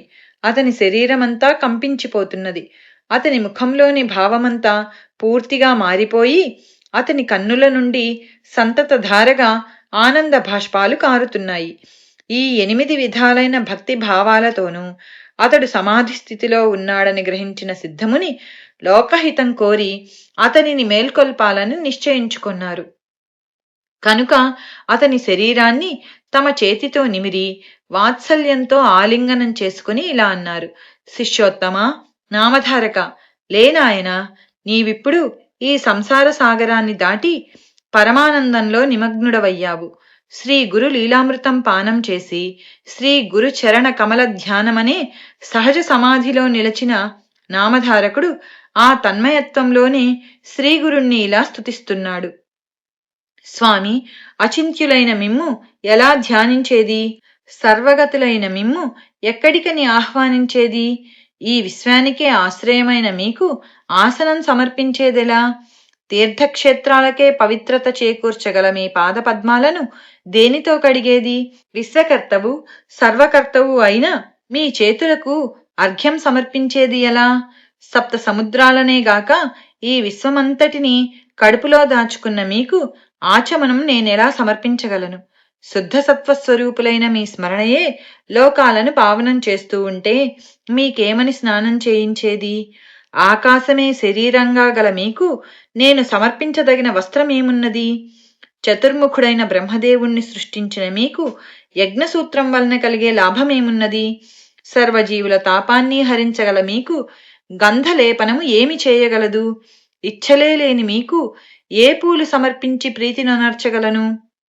స్వయం సంతుష్టులు, ఆత్మానంద స్వరూపులు అయిన మీకు నేను సమర్పించదగిన ధూపమెక్కడున్నది? స్వయం ప్రకాశకులు, జ్ఞానజ్యోతి స్వరూపులైన మీకు నేను దీపం సమర్పించడమా? జగత్పోషకులైన మీకు ఏమి నైవేద్యమివ్వగలను? నిత్య సుముఖులైన మీకు తాంబూలం వలన ఏమి ప్రయోజనం? నక్షత్రగ్రహగోళాదులే మీకు నిత్య నీరాజనాలిస్తూ సర్వజీవుల హృదయాలలోనూ మరియు విశ్వమందంతటా ప్రణవోచ్చారణ కొనసాగిస్తూ మీ మహిమను కీర్తిస్తుంటే మీకు నీరాజనమెలా ఇవ్వాలో, మిమ్మెలా స్తుతించాలో నాకు తెలియడం లేదు. సర్వగతులైన మీకు ప్రదక్షిణమెలా చేయాలి? ఈ నామరూపాత్మకమైన విశ్వమంతా మీ పాదమే అయివుండగా నేనెక్కడికని నమస్కరించేది? నా లోపల వెలుపల నిండియున్న మీకు ఎచ్చటికని ఉద్వాసన చెప్పేది అంటున్నాడు. అప్పుడు సిద్ధయోగి ఆనందంతో నవ్వుకుని, నాయనా, నీవిలా అంతర్ముఖుడవై నిశ్చల సమాధిలో నిలిచిపోతే ఈ జగత్తును ఉద్ధరించేదెలా? ప్రజలందరూ ఉద్ధరించబడాలన్నదే శ్రీగురుని సంకల్పం. ఆయన చూపిన మార్గంలో పయనిస్తున్న మనకు ఆయన అభీష్టం నెరవేర్చడమే ప్రధాన కర్తవ్యం. నీవిలా కూర్చుండిపోతే అది ఎలా సంభవం? కనుక నీవు మేల్కొని శ్రీగురు చరణాలను స్మరిస్తూ శాస్త్రవాక్యాలను అనుసరిస్తూ ఈ ప్రపంచంలోనే జీవించాలి అని చెప్పి చివరకు అతనిని మేల్కొల్పారు. నామధారకుడు కన్నులు తెరచి సిద్ధమునిని చూపి, స్వామి దయామయ, విశ్వాధార, ఈ సంసార సముద్రాన్ని భద్రంగా దాటించగల నౌక వంటి వారు మీరు. నా పాలిటి శ్రీగురుడు మీరే అని ఆయనకు సవినయంగా నమస్కరించాడు. సిద్ధయోగి సంతోషించి, నాయనా, శ్రీగురు కథా శ్రవణమందు నీకిట్టి శ్రద్ధ శాశ్వతంగా నిలుచుగాక. నీవు ఈ గురుచరిత్ర నిత్యపారాయణ చేస్తుంటే ఇహపరాలు రెండూ సిద్ధిస్తాయి. ఒక శుభముహూర్తాన నీవు పారాయణ చేసే స్థలాన్ని శుద్ధి చేసి రంగవల్లులతో అలంకరించి అక్కడ కూర్చొని మొదట దేశకాలాలను స్తుతించు. అటు తర్వాత శ్రీగురునికి మానసోపచార పూజ చెయ్యి. పారాయణ సమయంలో మౌనం పాటిస్తూ మనోవికారాలను శమింపజేసుకో. అప్పుడు దీపం పెట్టి గురువుకు, పెద్దలకు మనసా నమస్కరించు. ఉత్తర దిక్కుగానో లేక తూర్పు ముఖంగానో కూర్చొని మొదటి రోజు 9వ అధ్యాయం చివరి వరకు, రెండవ రోజు పారాయణ 10వ అధ్యాయం నుండి 21వ అధ్యాయం చివరి వరకు, మూడవ రోజున 29వ అధ్యాయం చివరి వరకు, 4వ రోజున 35వ అధ్యాయం చివరి వరకు, 5వ రోజున 38వ అధ్యాయం చివరి వరకు, 6వ రోజున 43వ అధ్యాయం చివరి వరకు, చివరి రోజు గ్రంథాంతం వరకు విద్యుక్తంగా నీవు గురుచరిత్ర పారాయణ చేయాలి. తర్వాత నైవేద్యం పెట్టి అటు తర్వాత సాష్టాంగ నమస్కారం చేయాలి. సప్తాహ పారాయణ చేస్తున్నంత కాలం భూమిపై నిద్రించడమే మంచిది. అది పూర్తయ్యాక యథాశక్తి బ్రాహ్మణులకు భోజనం పెట్టి దక్షిణ తాంబూలాలతో వాళ్లను సత్కరించాలి. ఇలా నిర్దుష్టంగా శ్రీ గురు చరిత్ర పారాయణ చేస్తే తప్పక గురుదర్శనం అవుతుంది.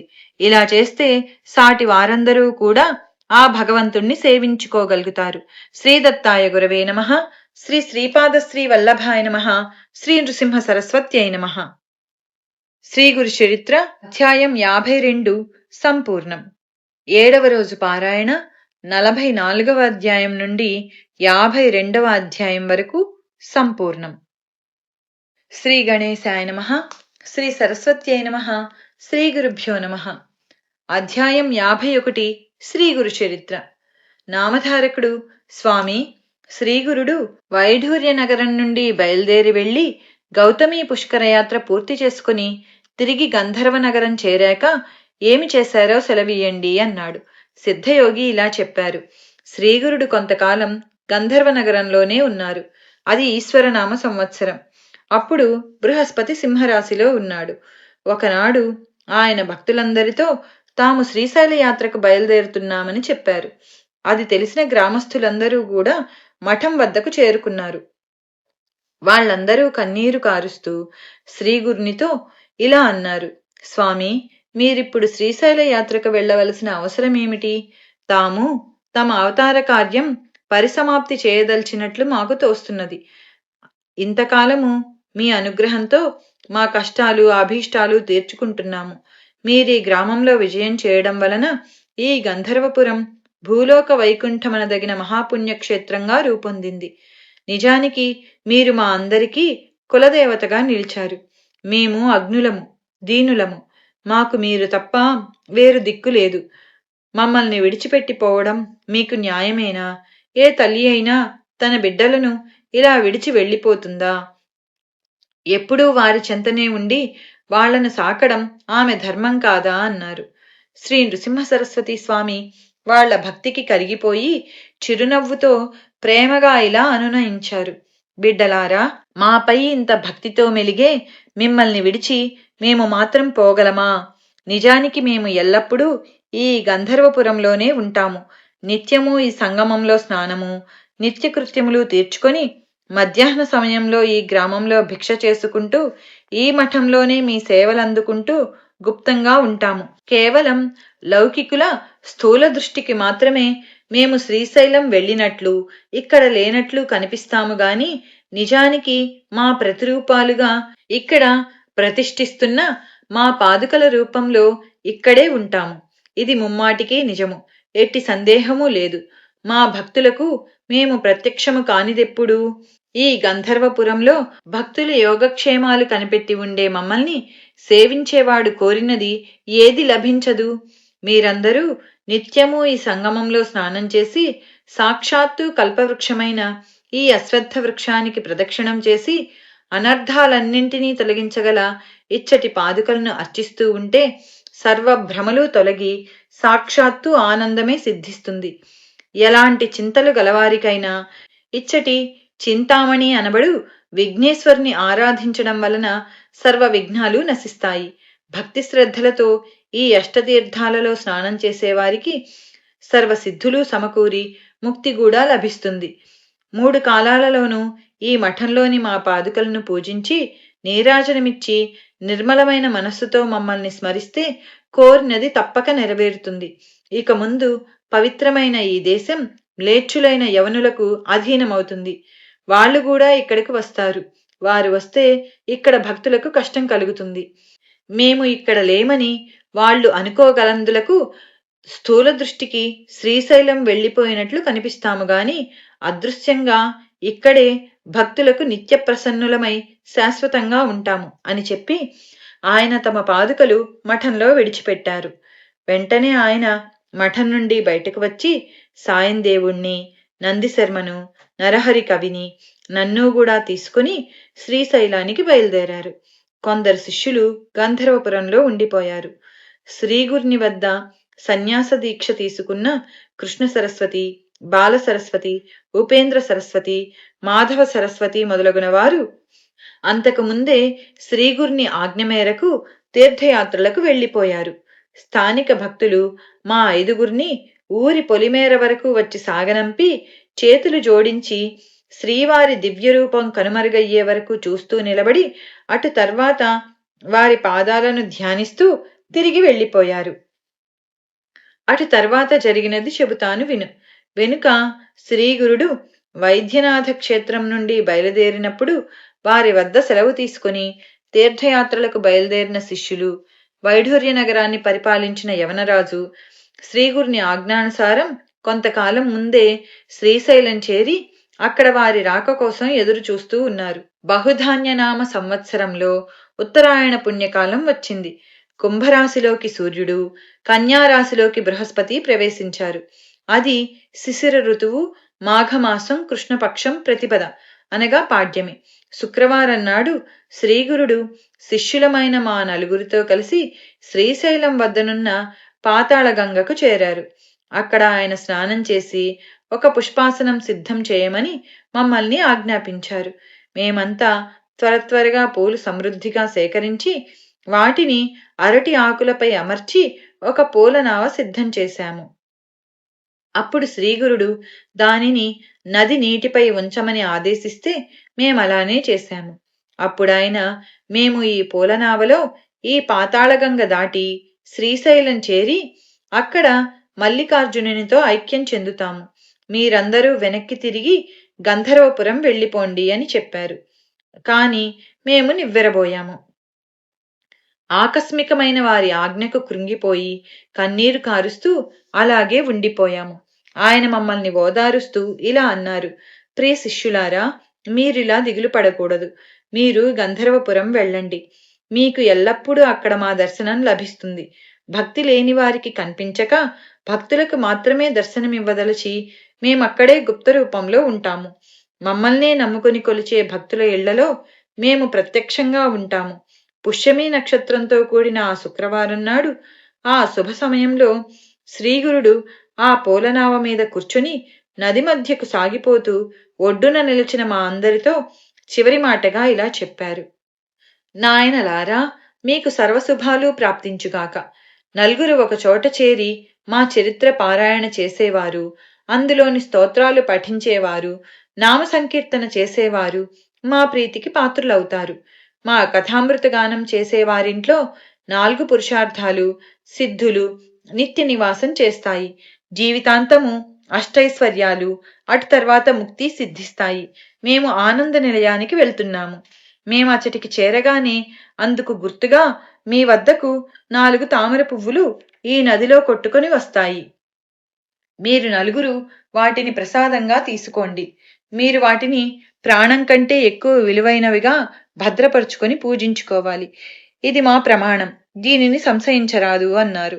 ఆ నావ ముందుకు సాగి కొద్దిసేపట్లో కనుచూపు మేర దాటిపోయింది. అయినా తాము ధరించిన కాషాయ వస్త్రంతో తమ తలను కూడా కప్పుకున్న వారి రూపం దివ్య తేజస్సులతో మా హృదయాలలో అలా నిలిచిపోయింది. ఇలా శ్రీగురుడు తమ అంతిమ సందేశమిచ్చి ఆ పుష్పనావలో కొంత దూరం వెళ్లి అకస్మాత్తుగా అంతర్హితులయ్యారు. అంతలోనే ఆ పుష్పాసనం గాని స్వామి గాని కనిపించకపోయేసరికి మేమందరము కన్నీరు కారుస్తూ ఆ శూన్య ప్రదేశం కేసి చూస్తూ ఉండిపోయాము. కొద్దిసేపటికి నదికి అవతల ఒడ్డు నుండి ఒక పడవలో వచ్చిన కొందరు బెస్తవాళ్లు మా వద్దకొచ్చి, అయ్యా, ఒక స్వామి తూర్పు ఒడ్డుకు వెళ్తూ ఉంటే మేము చూచాము. వారి కాళ్లకు బంగారు పాదుకలు ఉన్నాయి. వారు కాషాయ వస్త్రము, చేతిలో దండము ధరించి ఉన్నారు. ఆయన మాతో, మీరు వెళ్ళి మా శిష్యులతో మేము మీకు ఎదురైనట్లు చెప్పండి. 4 పువ్వులు నదీ జలాలపై కొట్టుకొని వారి వద్దకొస్తాయి. అవి తీసి వారికివ్వండి. మా పేరు నరసింహ సరస్వతి. మేము స్థూల రూపంలో కదలీవనం వెళ్తున్నాము. కాని గుప్త రూపంలో ఎప్పటికీ గాన్గాపురంలోనే ఉంటాము. అక్కడే ఎల్లప్పుడూ మా సేవలో నిమగ్నమై ఉండమని చెప్పండి అని చెప్పారట. వాళ్ళు ఆ విషయం మాతో చెబుతుండగానే 4 తామర పువ్వులు నదిలో కొట్టుకు వస్తున్నాయి. శ్రీగుర్ని ఆదేశం ప్రకారం ఆ బెస్తవారు వాటిని చూడగానే నదిలో దూకి ఈదుకుంటూ పోయి ఆ 4 పువ్వులను తెచ్చి ఇచ్చారు. వారి నుండి ఆ పువ్వులను అందుకొని సాయం దేవుడు మా అందరికీ తలా ఒకటి ఇచ్చాడు. అవి తీసుకుని మేము శ్రీగురిని స్మరించుకుంటూ గంధర్వ నగరంలోని మఠం చేరుకున్నాము. శ్రీగురుడు అక్కడి నుండి బయలుదేరి వెళ్ళినప్పుడు మమ్మల్ని సాగనంపిన గ్రామస్తులందరూ దిగులుగా ఆయన కనుమరుగయ్యే వరకు చూచి శ్రీగురిని గురించి మాట్లాడుకుంటూ మఠం చేరుకొని అక్కడ కూర్చున్నారు. ఇంతలో అకస్మాత్తుగా అక్కడ శ్రీ నృసింహ సరస్వతి స్వామి యథాపూర్వం తమ స్థానంలో కూర్చొని కనిపించారు. ఆయనను చూచి అందరూ ఆశ్చర్యచకితులై నమస్కరించి లేచేసరికి వారి రూపం అదృశ్యమైంది. అంతటితో గ్రామస్తుల సంశయాలన్నీ మటుమాయమై ఆ అవతారమూర్తి సామాన్య మానవులని తలచడం ఎంతటి అపచారమో వారికి అర్థమైంది. అందరూ ఆ సర్వగతునికి సాష్టాంగ నమస్కారం చేసుకుని తమ ఇళ్లకు వెళ్లిపోయారు. అప్పుడు నామధారకుడు, స్వామి, ఆ పువ్వులు ప్రసాదంగా పొందిన మహాత్ములెవరు అని అడిగాడు. సిద్ధయోగి స్వామికి శిష్యులెందరో ఉండేవారు. వారిలో బాల సరస్వతి, కృష్ణ సరస్వతి, మాధవ సరస్వతి, ఉపేంద్ర సరస్వతి ముఖ్యమైన వారు. వీరే కాక ఆ శ్రీశైల యాత్ర సమయంలో సాయం దేవుడు, నందిశర్మ, నరహరి, నేను మాత్రమే స్వామిని అనుసరించాము. ఆ పువ్వులు ప్రసాదంగా లభించింది మాకే. నాకు దొరికిన ప్రసాదమిదిగో చూడు. దీనిని భద్రంగా ఉంచుకొని మనస్సును నిశ్చలంగా గురుపాదాలపై నిలుపుకున్నాను. అందుకు సాధనంగా ఈ గురుచరిత్ర కూర్చాను. అంతేకాని గురు మహిమను పూర్తిగా వివరించడం మహామహితాత్ములకు మాత్రమే సాధ్యమవుతుంది. ఇది ఇహంలో పురుషార్థాలను, అటు తర్వాత పరమార్థాన్ని ప్రసాదిస్తుంది. దీని పారాయణ వలన సుఖము, పవిత్రత, శాంతి కలుగుతాయి. పాపాలు, రోగాలు నశిస్తాయి అన్నారు.